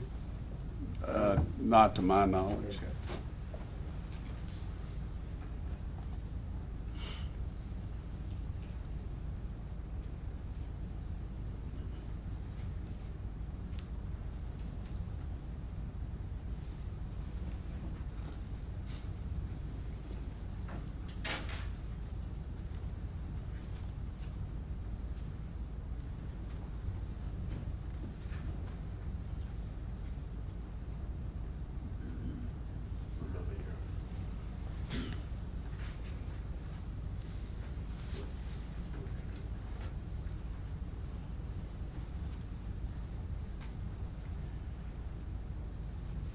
After December 24th, did anyone from Hamilton County Department of Education tell you we're going to investigate? Not that I recall. Did anyone give you any specific instructions to investigate? No.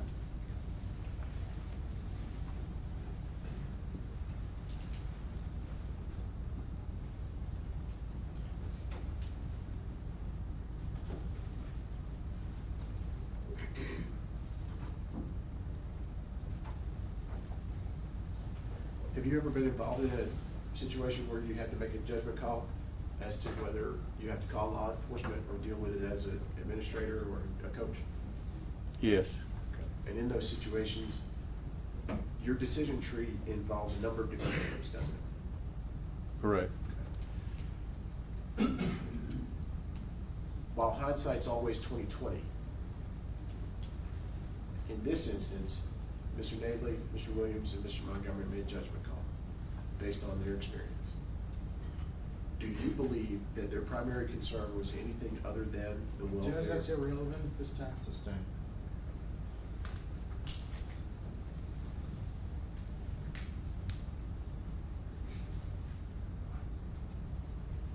In your experience in these situations, recognizing that the statute exists about mandatory reporting, is your first concern the injured player or yourself? Always the first concern is going to be for the protection of the child. And in fact, isn't that what they teach all teachers, all coaches, in seminars and the online materials that you reference? I would hope so. Okay. Attend to the injury first. That would be the number one priority, is the protection of the child. Thank you. No further questions, John.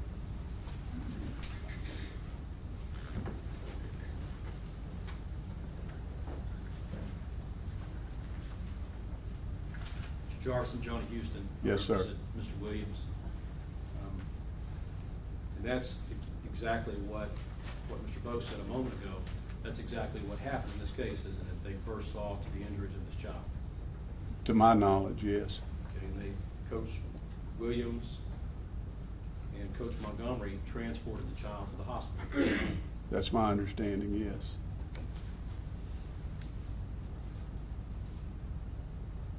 If you'd been the coach, you'd have taken the child to the hospital too, wouldn't you?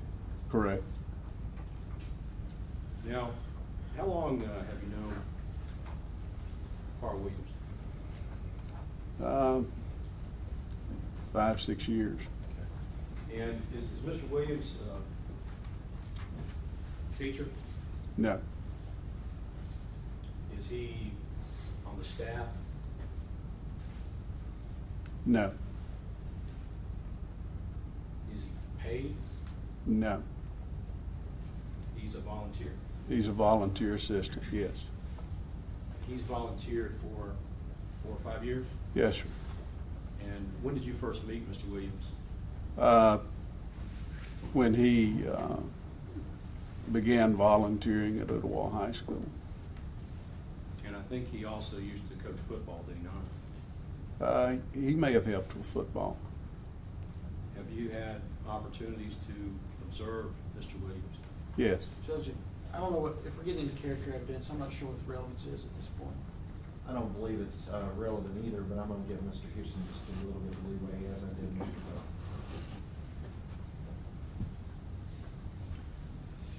All of those things that Mr. Bowe talked about, caring with students, attention paid to the students, properly disciplining the students, you've seen those same traits in Mr. Williams, have you not? Yes. And you've never seen Mr. Williams do anything that made you question his dedication to these students, have you? No, sir. And you're aware that Mr. Williams works a full-time job, correct? Yes.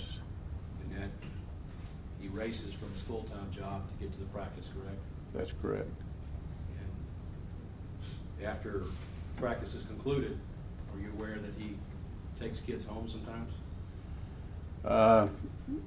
That would not shock me. Most coaches are relegated to doing that. He buys them dinner sometimes? That wouldn't surprise me either. Now, he is an unpaid volunteer assistant coach. So obviously, by the terms of assistant, he's not in charge, is he? No.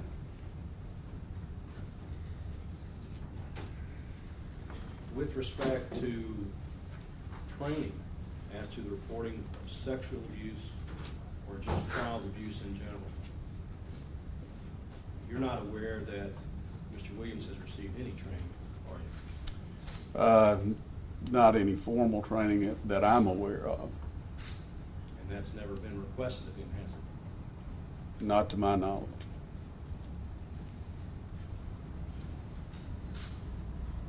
Is it unusual, or it's not unusual, is it, for an assistant to defer to their superiors as to what to do in a crisis situation?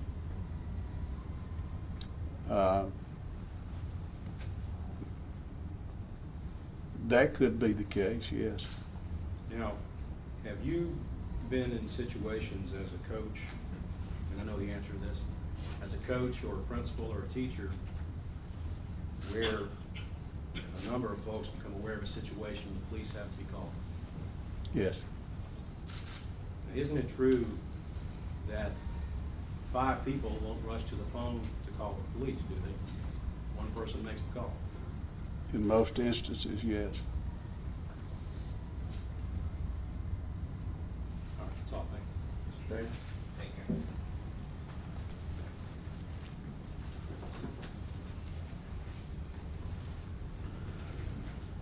Mr. Jarvis, my name is Lee Davis, and I represent Western Navy. Yes, sir. All right, on this basketball tournament that we're talking about that happened in December of 2015, you're aware that Jesse did not go to that tournament in his role as athletic director. Correct. He went as a parent of a player. Correct. And he left and headed up to Sevierville with his wife and his daughter, and they had their own independent place to stay exclusive to the team? I wasn't aware of who went with Mr. Nadley. I would have assumed his wife and daughter would have went because of him having a son playing there, nor was I aware of where his lodging would be. I didn't have information about that. Let me go back the other way.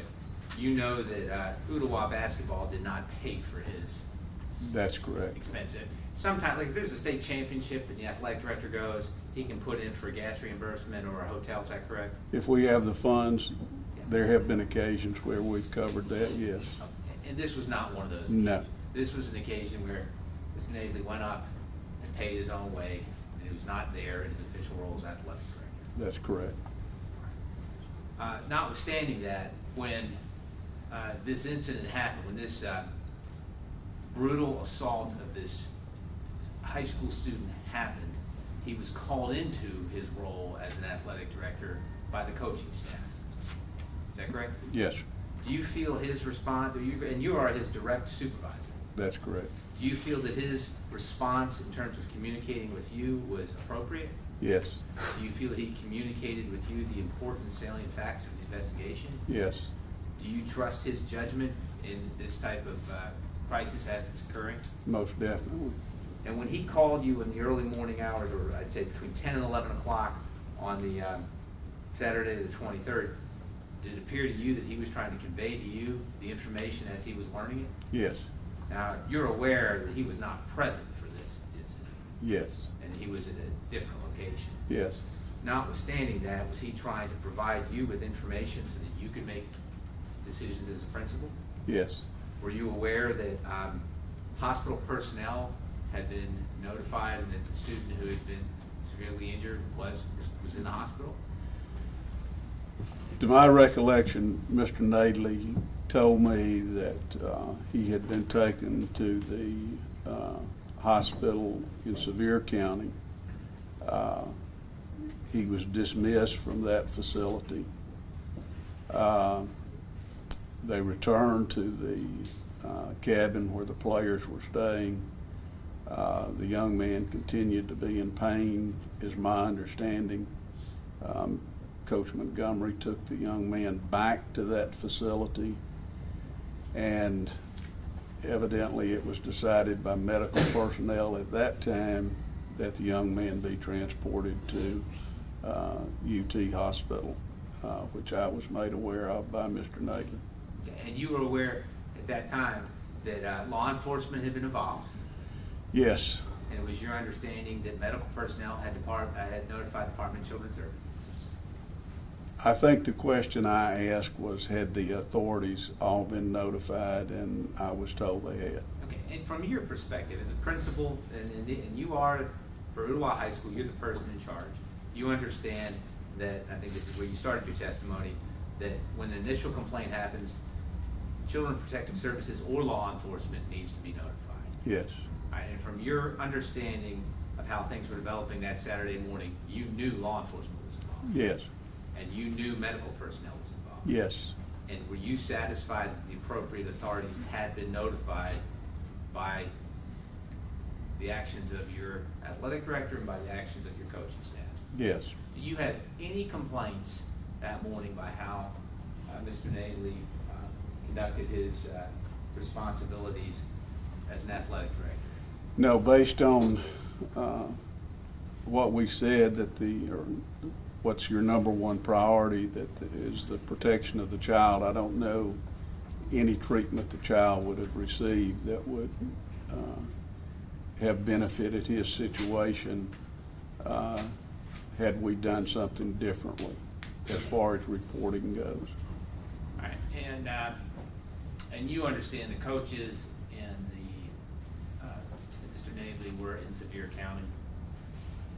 Yes, As a principal with all the years of experience that you have, would it ever have occurred to you that morning to call Department of Children's Services in Hamilton County on that Saturday morning? no, sir. So I have. Thank you, Mr. Jarvis. You know this. That's the state's case for probable cause, Your Honor.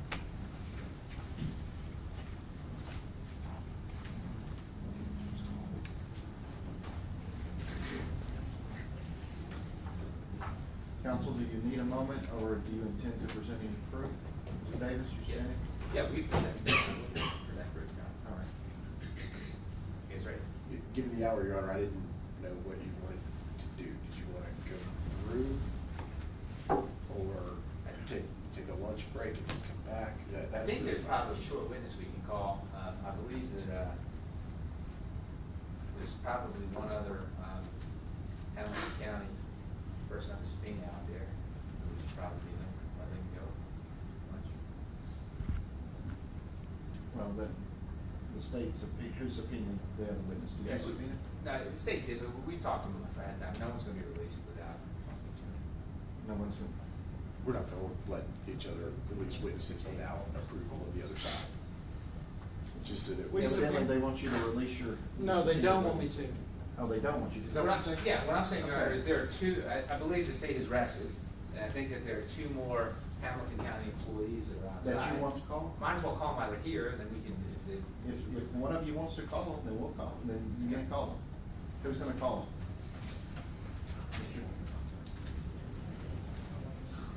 them? Lee McDade, Your Honor. All right. He should be in the hall. Dr. Lee McVeigh, please.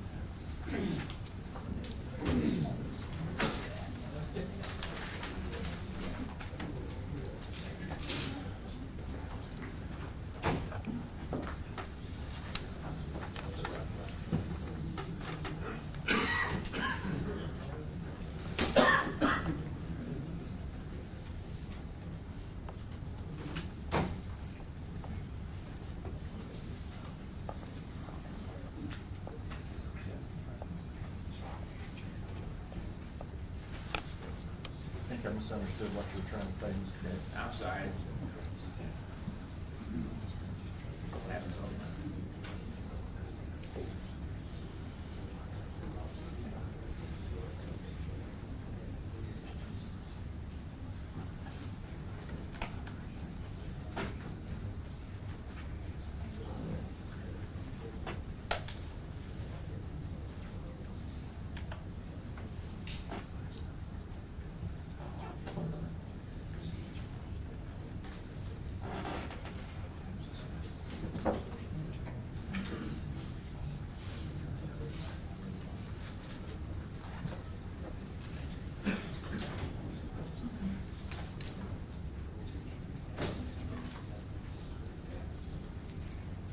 And if Steve Holmes is the other one, it doesn't matter which one, whichever one's outside, we can call. Lee McDade or Steve Holmes. Lee McVeigh or Steve Holmes, whichever one is closest.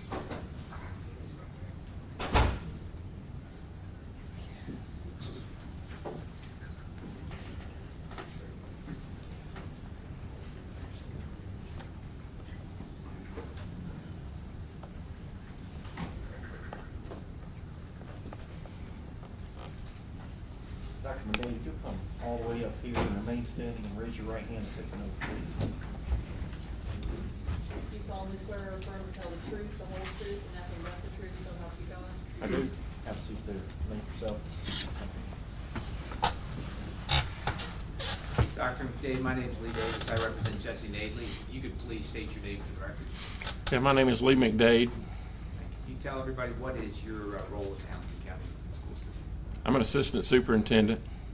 All right, and I'd like to direct your attention to events that happened on the December 22nd and 23rd of last year. You familiar with what we're talking about? Yes, sir.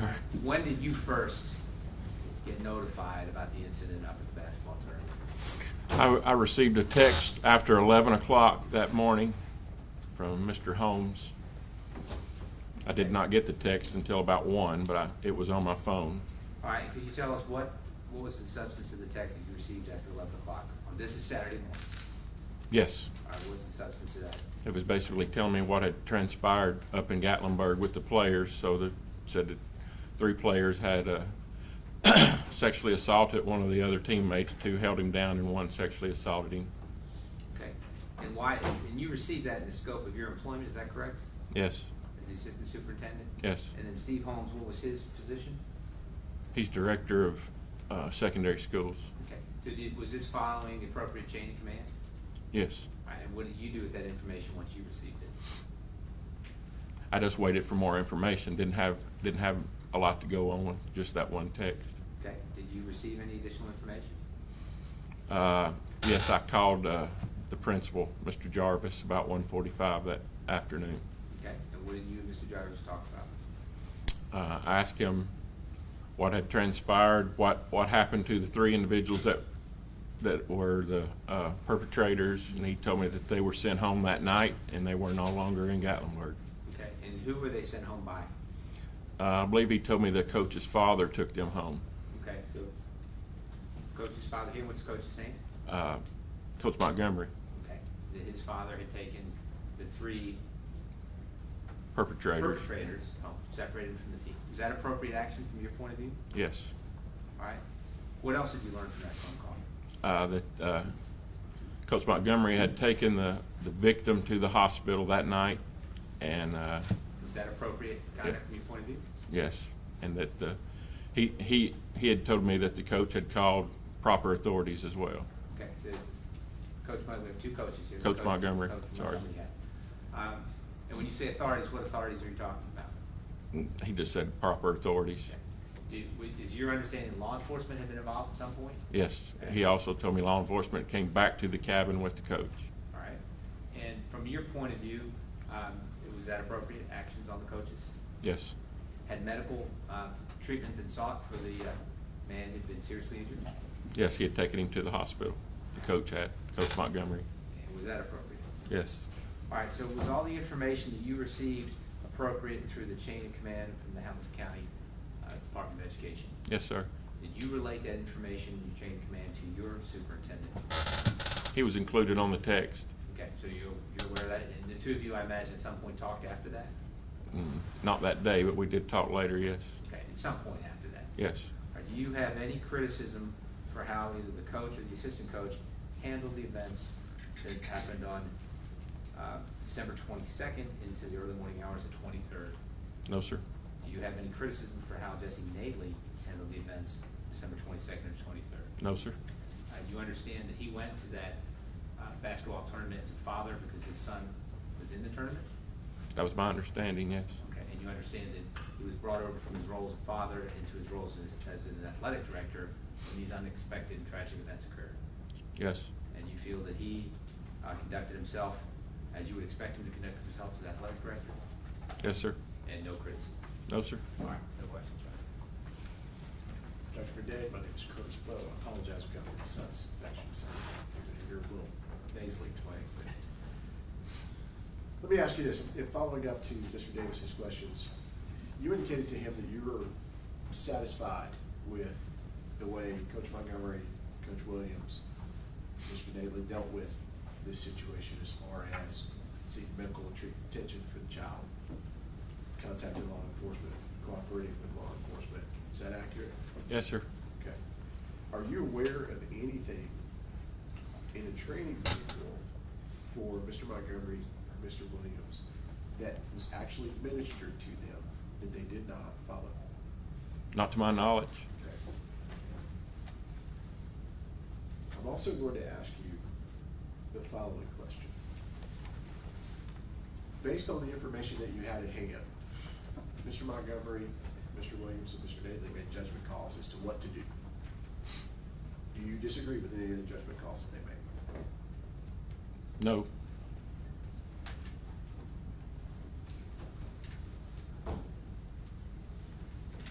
In your capacity with Hamilton County Department of Education, is there any definition of immediate when it comes to reporting?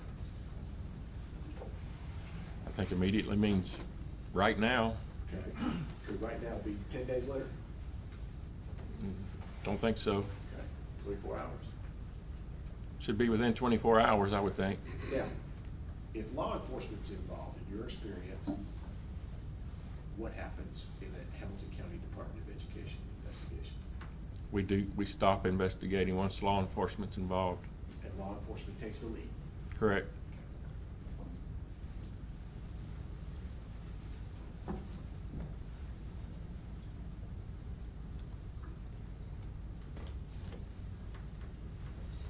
Can you tell me why that's Hamilton County Department policy to say law enforcement has their hands up? We don't want to discredit their investigation or make a possible witness look this way instead of we want law enforcement to have first shot at them. So you don't want witnesses to be confused? Correct, or coerced. Or coerced. You don't want witnesses to be talked about and be afraid to give the truth. You don't want them to be nudged in a particular direction, do you? No, sir.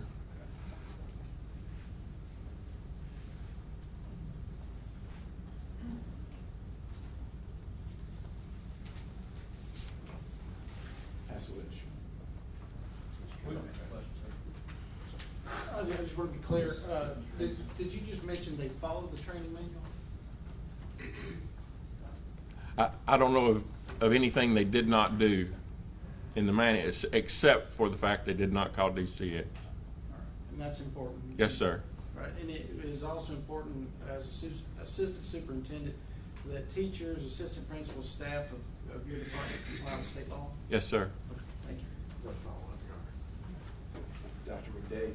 Yes, sir. I recognize what General Pinkston asked you, and I know exactly what I asked you, but I'm going to ask you this. If in their experience,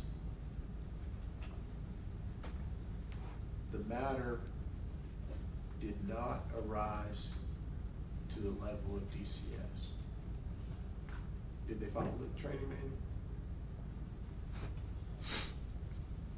To the best of my knowledge, they did. Okay. I was not there. Thank you. Just one question. If you had been up there in Sevier County Saturday night, Sunday morning, would it ever occur to you to call the Department of Children's Services in Hamilton County about this incident? No. I guess though, as an assistant superintendent, is it incumbent upon you to be aware of what state law is about these reporting requirements? Yes, sir. Thank you. Am I dismissed? You are. Steve Holmes, issue with Holmes.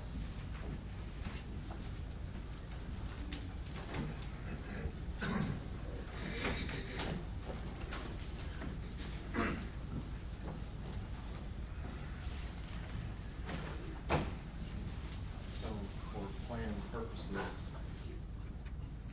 Johnson v. United States says that you can't do that because it's standardless. all right.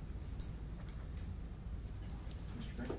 And I'm not the state, obviously, I'm here representing Mr. Smith individually, and I still don't see the relevance of the question that's proposed for the purposes of. And that's exactly the first hurdle, Mr. Bowe. How is that relevant to probable cause that we're here on today? If it's more probable than not that these three gentlemen didn't report, and the issue is arbitrary prosecution because they were selected instead of everyone else. That's not the issue. That may be an issue somewhere else, but I don't believe that's the issue today. In That's their the first defense, time- Your that's the Honor. first time you've made that mention of that. It's actually in my motion to dismiss brief, Your Honor. It's the same argument. And it's important here and relevant here because these three have been chosen, but no one else. All right. I'm not gonna allow you to ask that question. That's fine. Preserve the objection for purposes of the record. Absolutely. Your objection is. I don't have any other questions for Mr. Smith. Mr. Gibson? Yes, Yes, sir. Mr. Alexander? Thank you, Your Honor.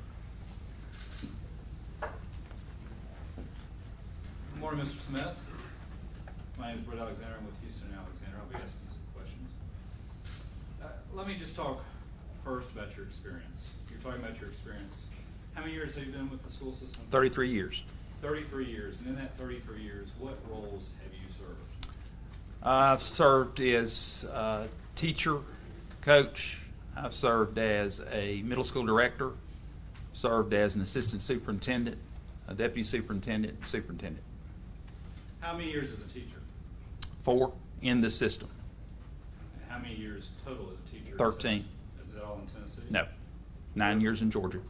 So you had 4 years as a teacher, and then you moved up into? Assistant principalship. Assistant principalship at Soddy Daisy Middle School for for 1 year, moved to Soddy Daisy High School as an assistant principal. From there, I was assigned as principal at East Ridge Middle School. I opened Loftus Middle School, and then I moved into the middle school directorship about 20 years ago. And so how many years total would you say you're actually in a school as opposed to administration at the central office? About half. I've been in public education for 42 years, and central services about 20. Okay. And when did these trainings with respect to abuse and neglect begin? Do you remember?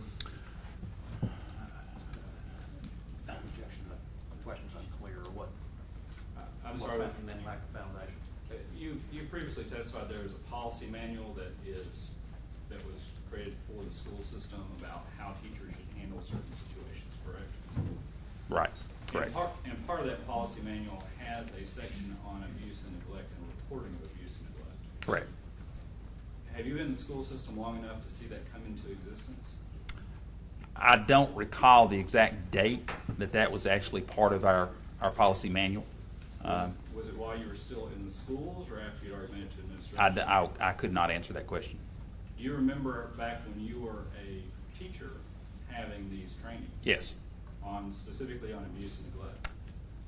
I remember that there were obviously opportunities for us to hear from our administrators about what we were to do in particular situations with regard to reporting. But my question goes to, do you remember as a teacher actually having trainings on this issue specifically?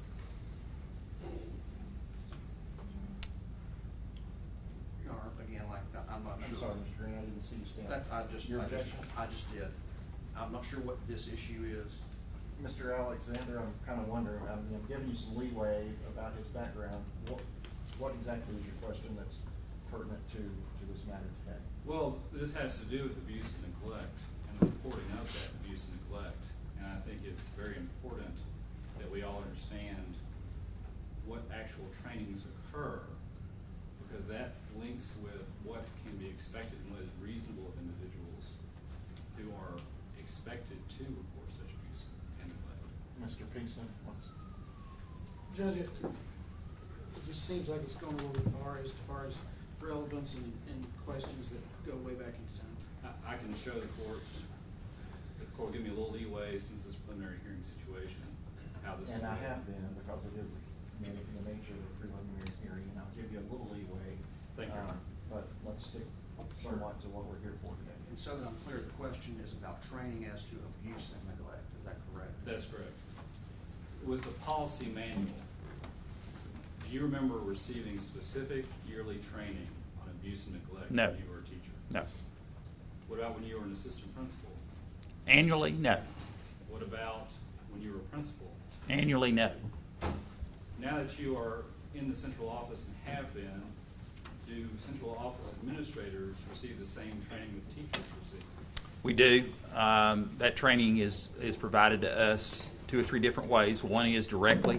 We've had our board attorney actually do that for us. Again, we have access both in paper form and in electronic form on board policies, and we require people to be familiar with board policies and actually have an annual sign off on those policies. And you stated that in this case, for example, the making sure the teachers have that training, in your words, it's the responsibility of the principal of the school. The policy actually 5.502 actually directs that to the principals with regard to that responsibility. But at the end of the day, there's someone in. Mr. Smith, if you back up. I'm sorry. Just a little Sure. bit, it's causing a rumble. Sure. But at the end of the day, there's actually someone in the central office who's responsible for making sure those trainings take place, correct? No, the trainings themselves could be by somebody in the central office. It could be by people outside the central office. In fact, we've had DCS do trainings for us. You don't have someone in the central office who makes sure that trainings generally are carried out throughout the school system? Again, I want to specify, we're talking trainings. I assume the question, when you're referring to trainings, you're talking only about.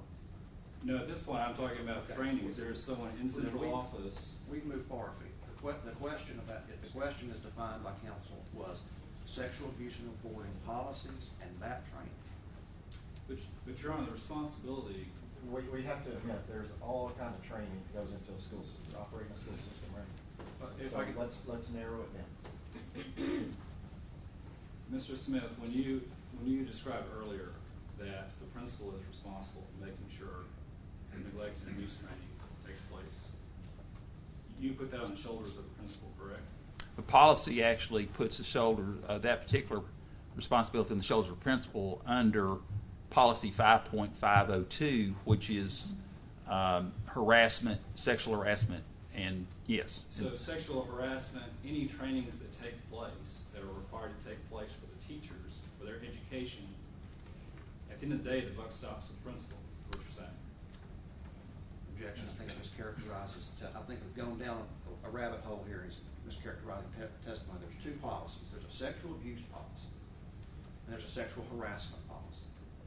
I think what the witness is now testifying about is about the sexual harassment policy. But the chain of command is important here, Your Honor, to understand who has responsibility for these trainings.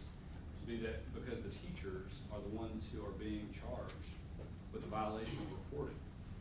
And those teachers have training that is provided by someone. And at the end of the day, Mr. Alexander, does it really matter whether they had any training?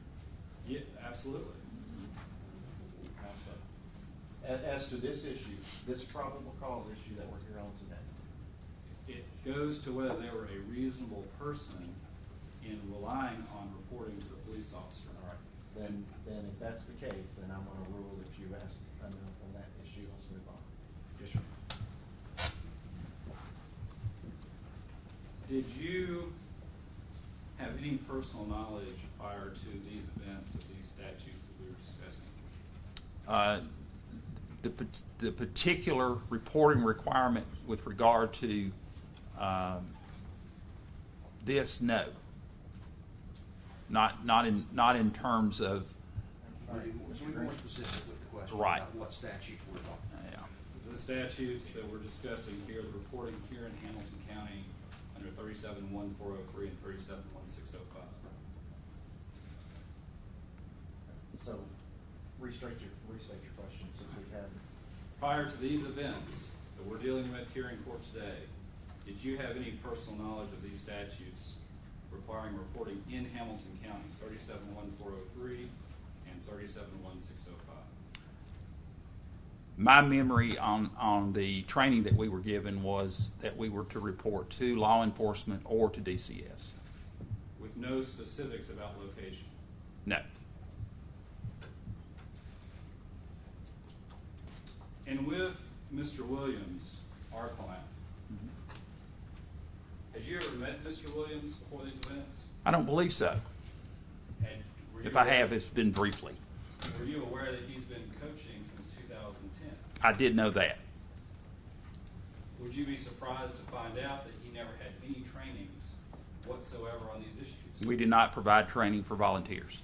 He's not an employee of Hamilton County Schools. So not a single it's not a single volunteer in any school in the school system would receive training on the reporting of neglect and abuse.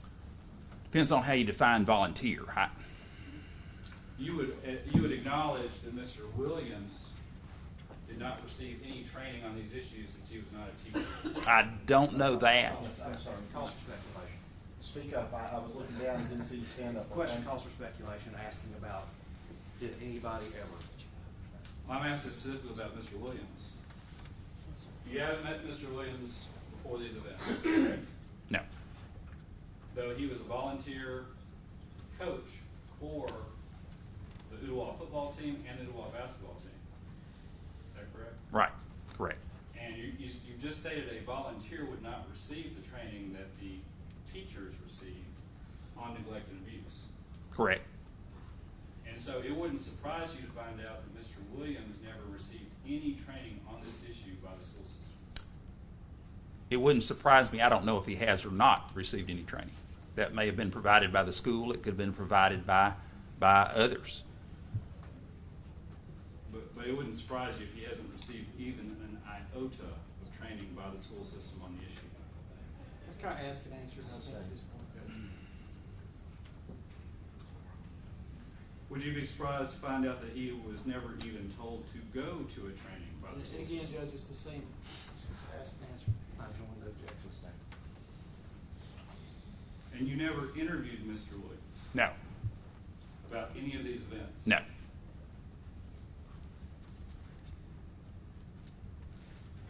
You were made aware of these events at 11:09 a.m. on December the 23rd. Correct. And you were made aware of those events through people in your chain of command. Correct.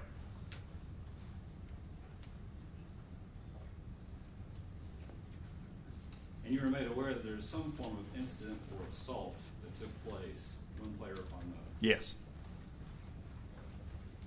And you were receiving details, and your chain of command was receiving details through the three gentlemen sitting to my left. My assumption is yes, they were named in the text messages that I received. And so you're getting updates. How many updates would you say you received in that first? I received 2 on the 23rd. And what about the 24th? Didn't receive an update on the 24th. What about the 25th? Did not receive an update on the 25th. What about your command staff? Were they not receiving updates? I can't speak to that. I know my command staff, if they were receiving updates, would have sent them to me. When you became aware of the assault, when did you pick up the phone and call the Hamilton County Sheriff's Office and say an assault was taking place? I didn't do that. When did you pick up the phone and call Judge Filial's chambers or this courthouse, the juvenile court, to say, I think something's happened involving a juvenile? Did not call. When did you call DCS on the same issue? I did not. That's an issue.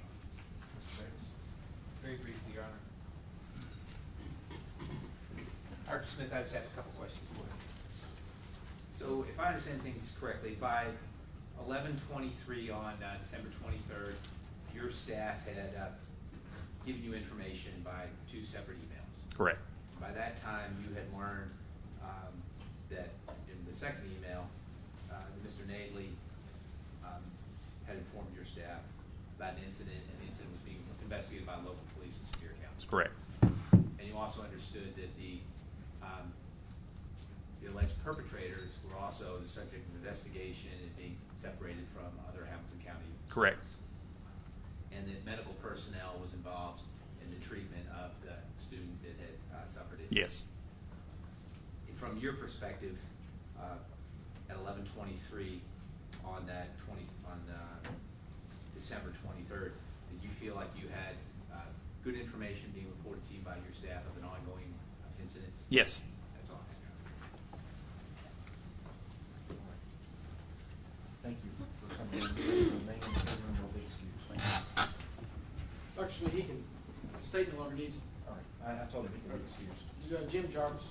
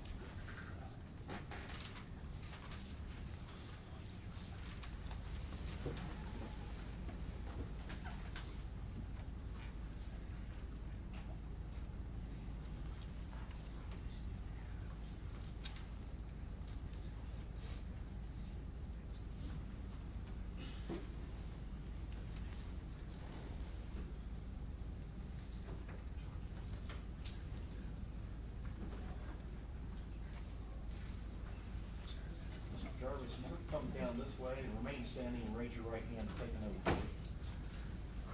Do you solemnly swear or affirm to tell the truth, the whole truth, and nothing but the truth, so help you God? I do. Have a seat right here in this chair, sir.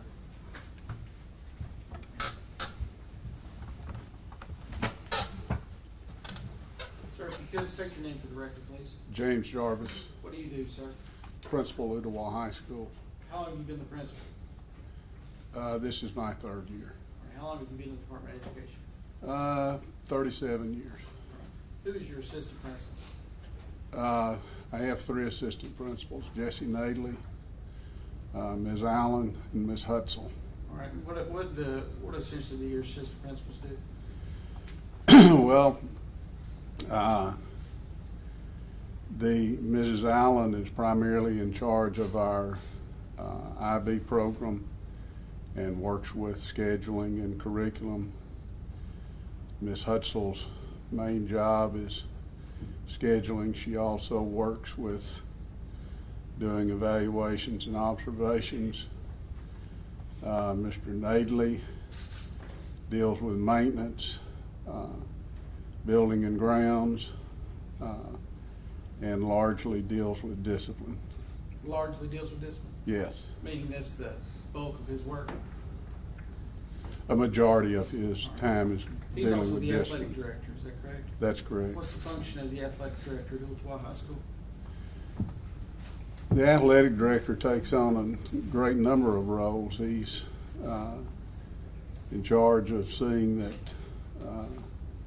all the record keeping is done accurately and reporting is prompt and accurate to the TSSAA. He sees that coaches have all the necessary material in to the state office in a timely manner.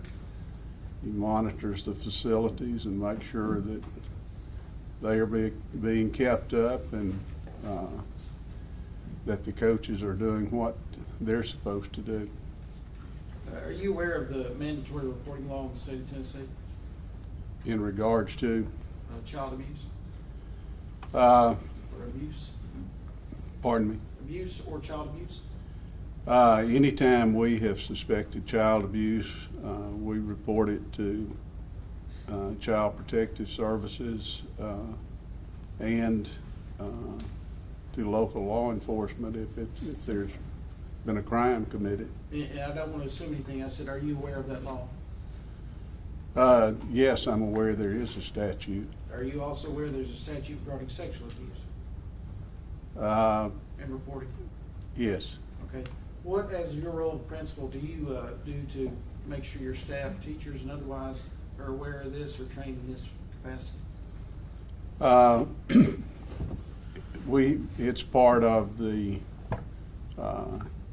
student handbook, and we also have a faculty handbook. All right. And so Mr. Nadley and Mr. Montgomery would have received that faculty handbook? Yes. Do they also receive a student handbook?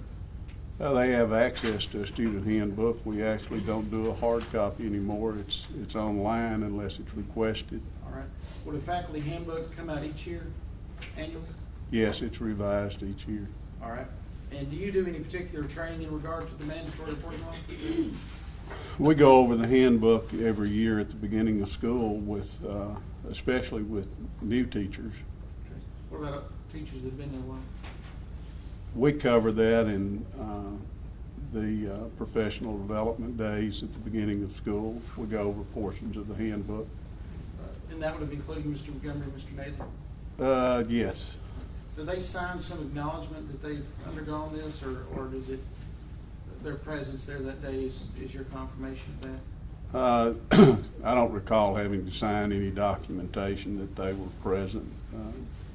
It's just part of the normal. Part of their job? Yes. All right. If we could, you're aware that obviously Ooltewah High School has a basketball team. Correct. Are there anything talked about with players and or parents and coaches about abuse, hazing, bullying, things of that nature?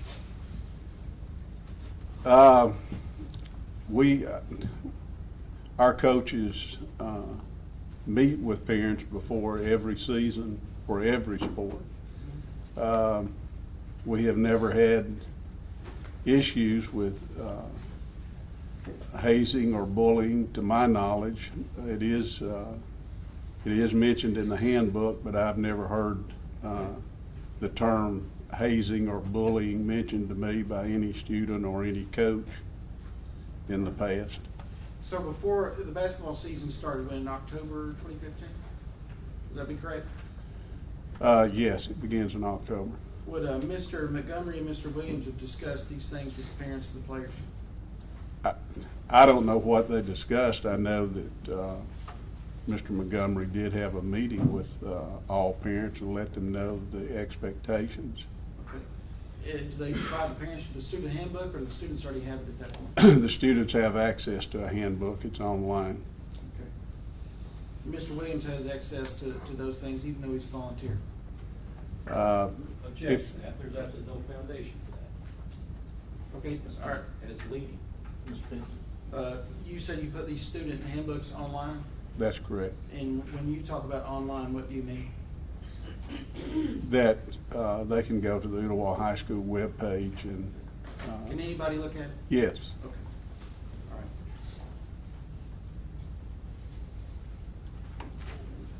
Is there a process in school of if abuse or sexual abuse is become apparent that they report to you or the assistant principal? How does that work? It could be reported to any number of individuals. It could be reported to a teacher. It could be reported to a guidance counselor. It could be reported to an assistant principal or myself. Is there a written record of these reports? Yes. Do these written records have a particular name, or what do you call them? Most of the time, that would be part of a student's discipline file. Okay. Is there such written records in regard to this particular incident in Gatlinburg, Tennessee? To my knowledge, the documentation would be for the 3 alleged individuals that were suspended. There would be documentation as to the reason why. All right. You were not present at the tournament? No. Okay. Were you aware that this trip was unapproved by the school board? No. Okay. Is it normal to take field trips that aren't approved by the school board? No. Is that troublesome? Pardon me? The fact that it occurred without approval, does that bother you as a principal? I'm not aware that it wasn't approved by the school board.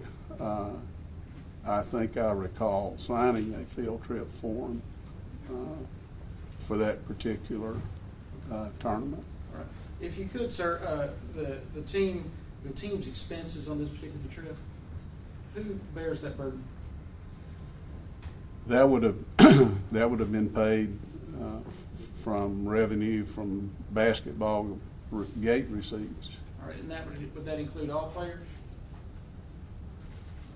I'm not sure I understand what you're asking. Were you aware that the basketball team was in Gatlinburg? Yes. Were you aware that Mr. Williams was there? Yes. That Mr. Montgomery was there? Yes. And Mr. Nadley, your athletic director, was there? It's my understanding he was there. Right. Who paid for their expenses? Basketball would have covered the expenses for the team and for the coaches. There was no monetary funds from Ooltewah High School for Mr. Nadley. But there was from the revenue from basketball? For the team and for the coaches, yes. Okay, all right. Now, so players and or their parents did not bear any burden of the costs? I'm not aware of any. That doesn't mean there wasn't, but I'm not aware of it. All right. Do you know how they, who provided transportation for the team and coaches? Mr. Montgomery and his assistant, I would assume, provided the transportation. That would have been turned in on the field trip form, how they were going to arrive in Gatlinburg.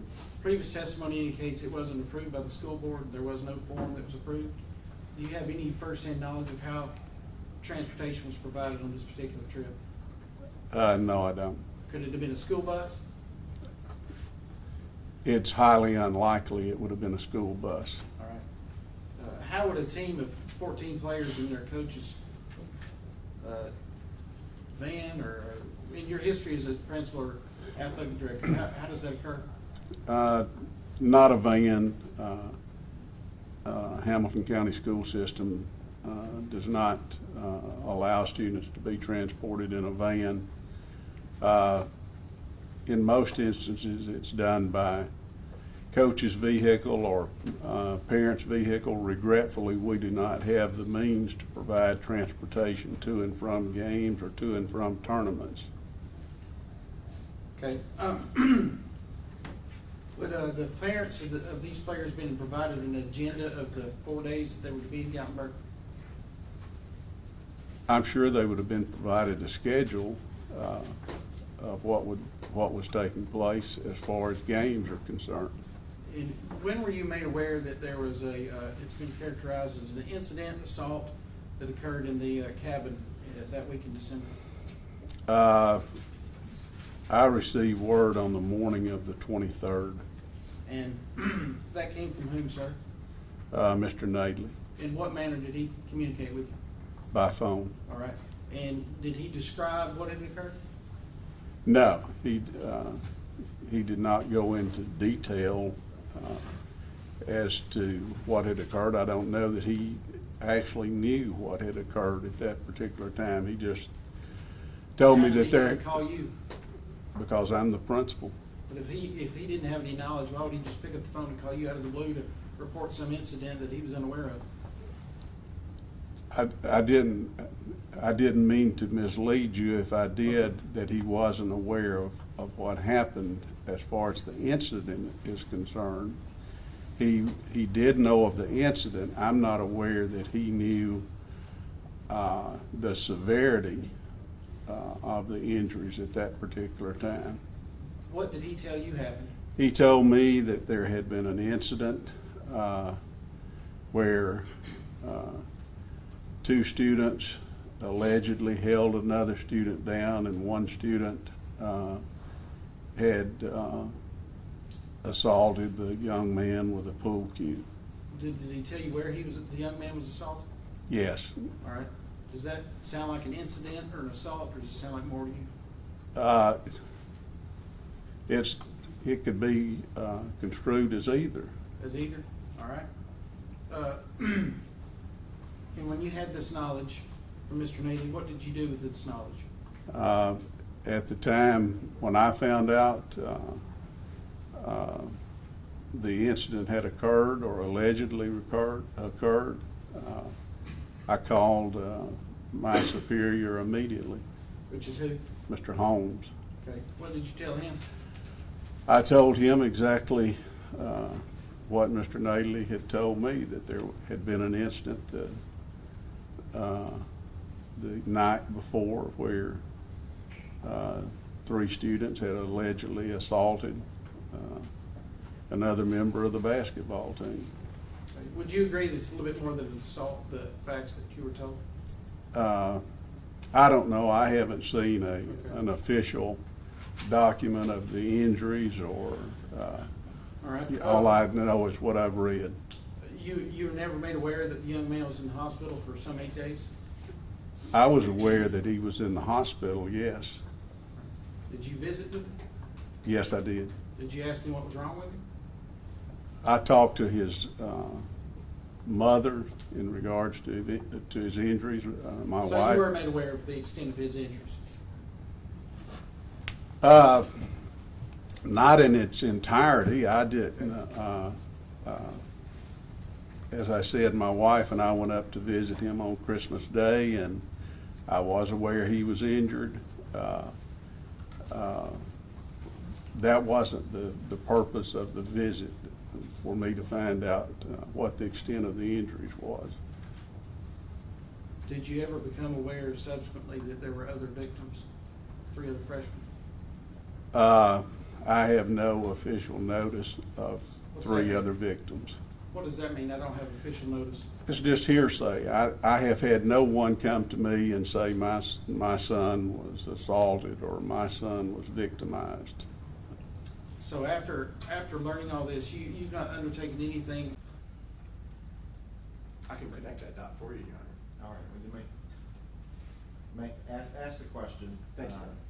That one question, then we're gonna move on from that subject. Sure. So, Mr. Smith, here's my question. It is just very simple.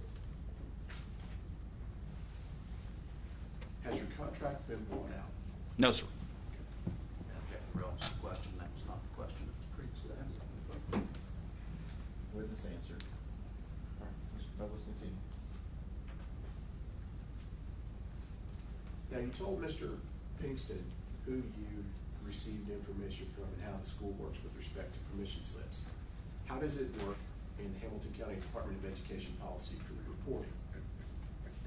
A teacher witnesses an incident and then reports to whom under the policy? And just for clarity, sir, are you referring to a incident to this degree? How that would be reported? Are there multiple policies? There are multiple reporting. Okay, let's go over each one. Yeah, if we have a student discipline matter at school, Okay. that would be reported by a teacher. It would be accompanied by a referral. To whom? It would be sent to the administrator. Okay. If there may be multiple administrators in the school, it could be sent to an assistant principal. I served as a disciplinary assistant principal for quite some time in schools, and that particular referral then would be dealt with by that particular administrator. More serious matters, similar to a suspendable matter. Let's say that you have a fight, and you're the administrator of record that gets the referral, have the students.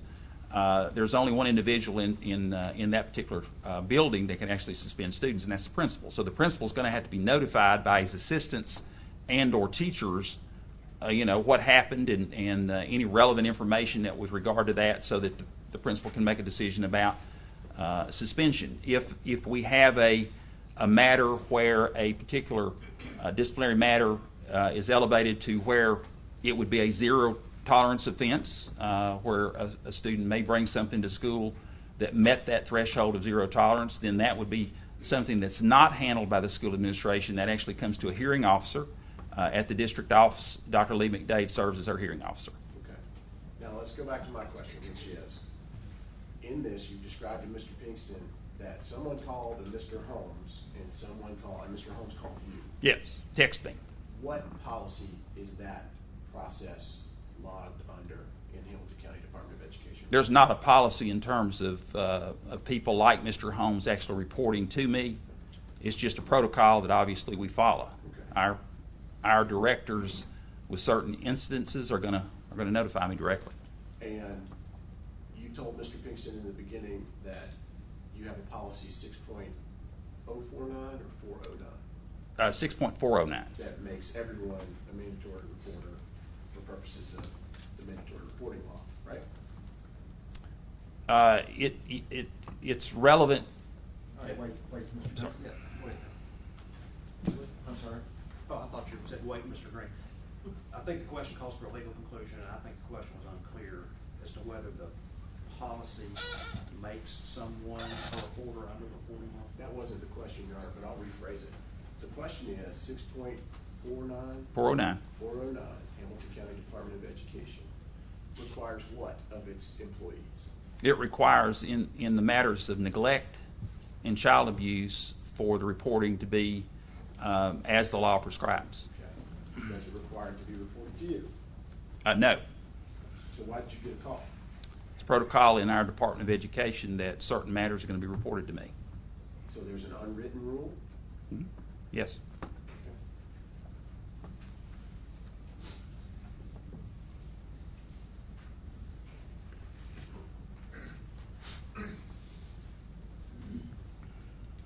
They told Mr. Pinkston that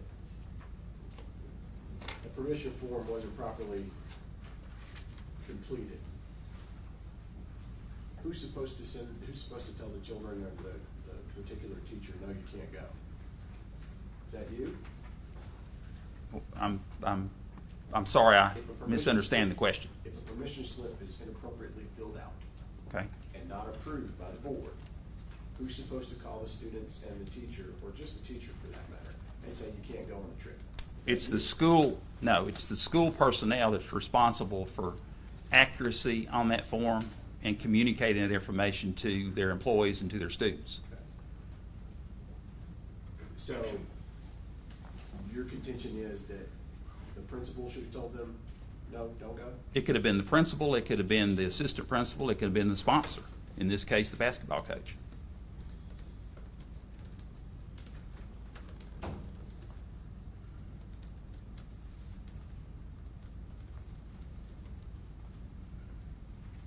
When you talk to Mr. Montgomery, Mr. Jarvis, and Mr. Nadley, none of them told you they had anything to hide, did they? No. They were forthright, weren't they? I would assume so, yes. Did you ask questions of them? Yes. Did they stutter? No. Did they backtrack? Don't recall that. Did they refuse to answer No. a question? So they were forthright, weren't they?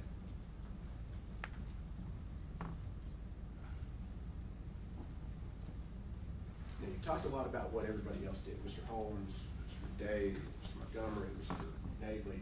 Let's talk about what you did. Mm-hmm. Did you fulfill your responsibilities at 11:09/12/23 and notify the Board of Education? I did not notify the Board of Education until the 24th. Between 11:09/12/23, what time on the 24th did you notify the Board? I believe it was 2:08 p.m. 2:08 p.m.? So for those 26 hours, what did you do? I know that in the situation like this one, when police department personnel are involved in an investigation, it is incumbent upon us to not get involved at all in that investigation. In fact, our involvement in that investigation may create a problem of reporting, where you could have a police department report and a Department of Education report, which would very much complicate the matter. I knew that police department involvement would absolutely keep us out and should keep us out. We did not need to compromise that investigation. What I decided to do at that point is to focus on the things that I knew we were going to be dealing with, and that's going to be personnel matters and student discipline. I felt like at that time that legally we should stay within our boundaries with regard to those two issues and deal with those two matters, and let law enforcement deal with the legal issues. Okay. Were the boys suspended, the alleged perpetrators? They were. This was during Christmas break? Yes. School was back in session on what date? January the 4th. January 4th being reporting back to work for employees. Our students were not to report back until the 7th, I'm sorry, Thursday the 7th. During that time, did you know that Mr. Nadley, strike that, did you know that Mr. Montgomery was at the hospital with the child? I did not know that personally, but he told me that he had been there, yes. Did you know that Mr. Jarvis went to the hospital I did. to see the child? I did. Did you know that the parents were notified of the incident? I did not know directly through any mechanism that I knew that the parents were notified.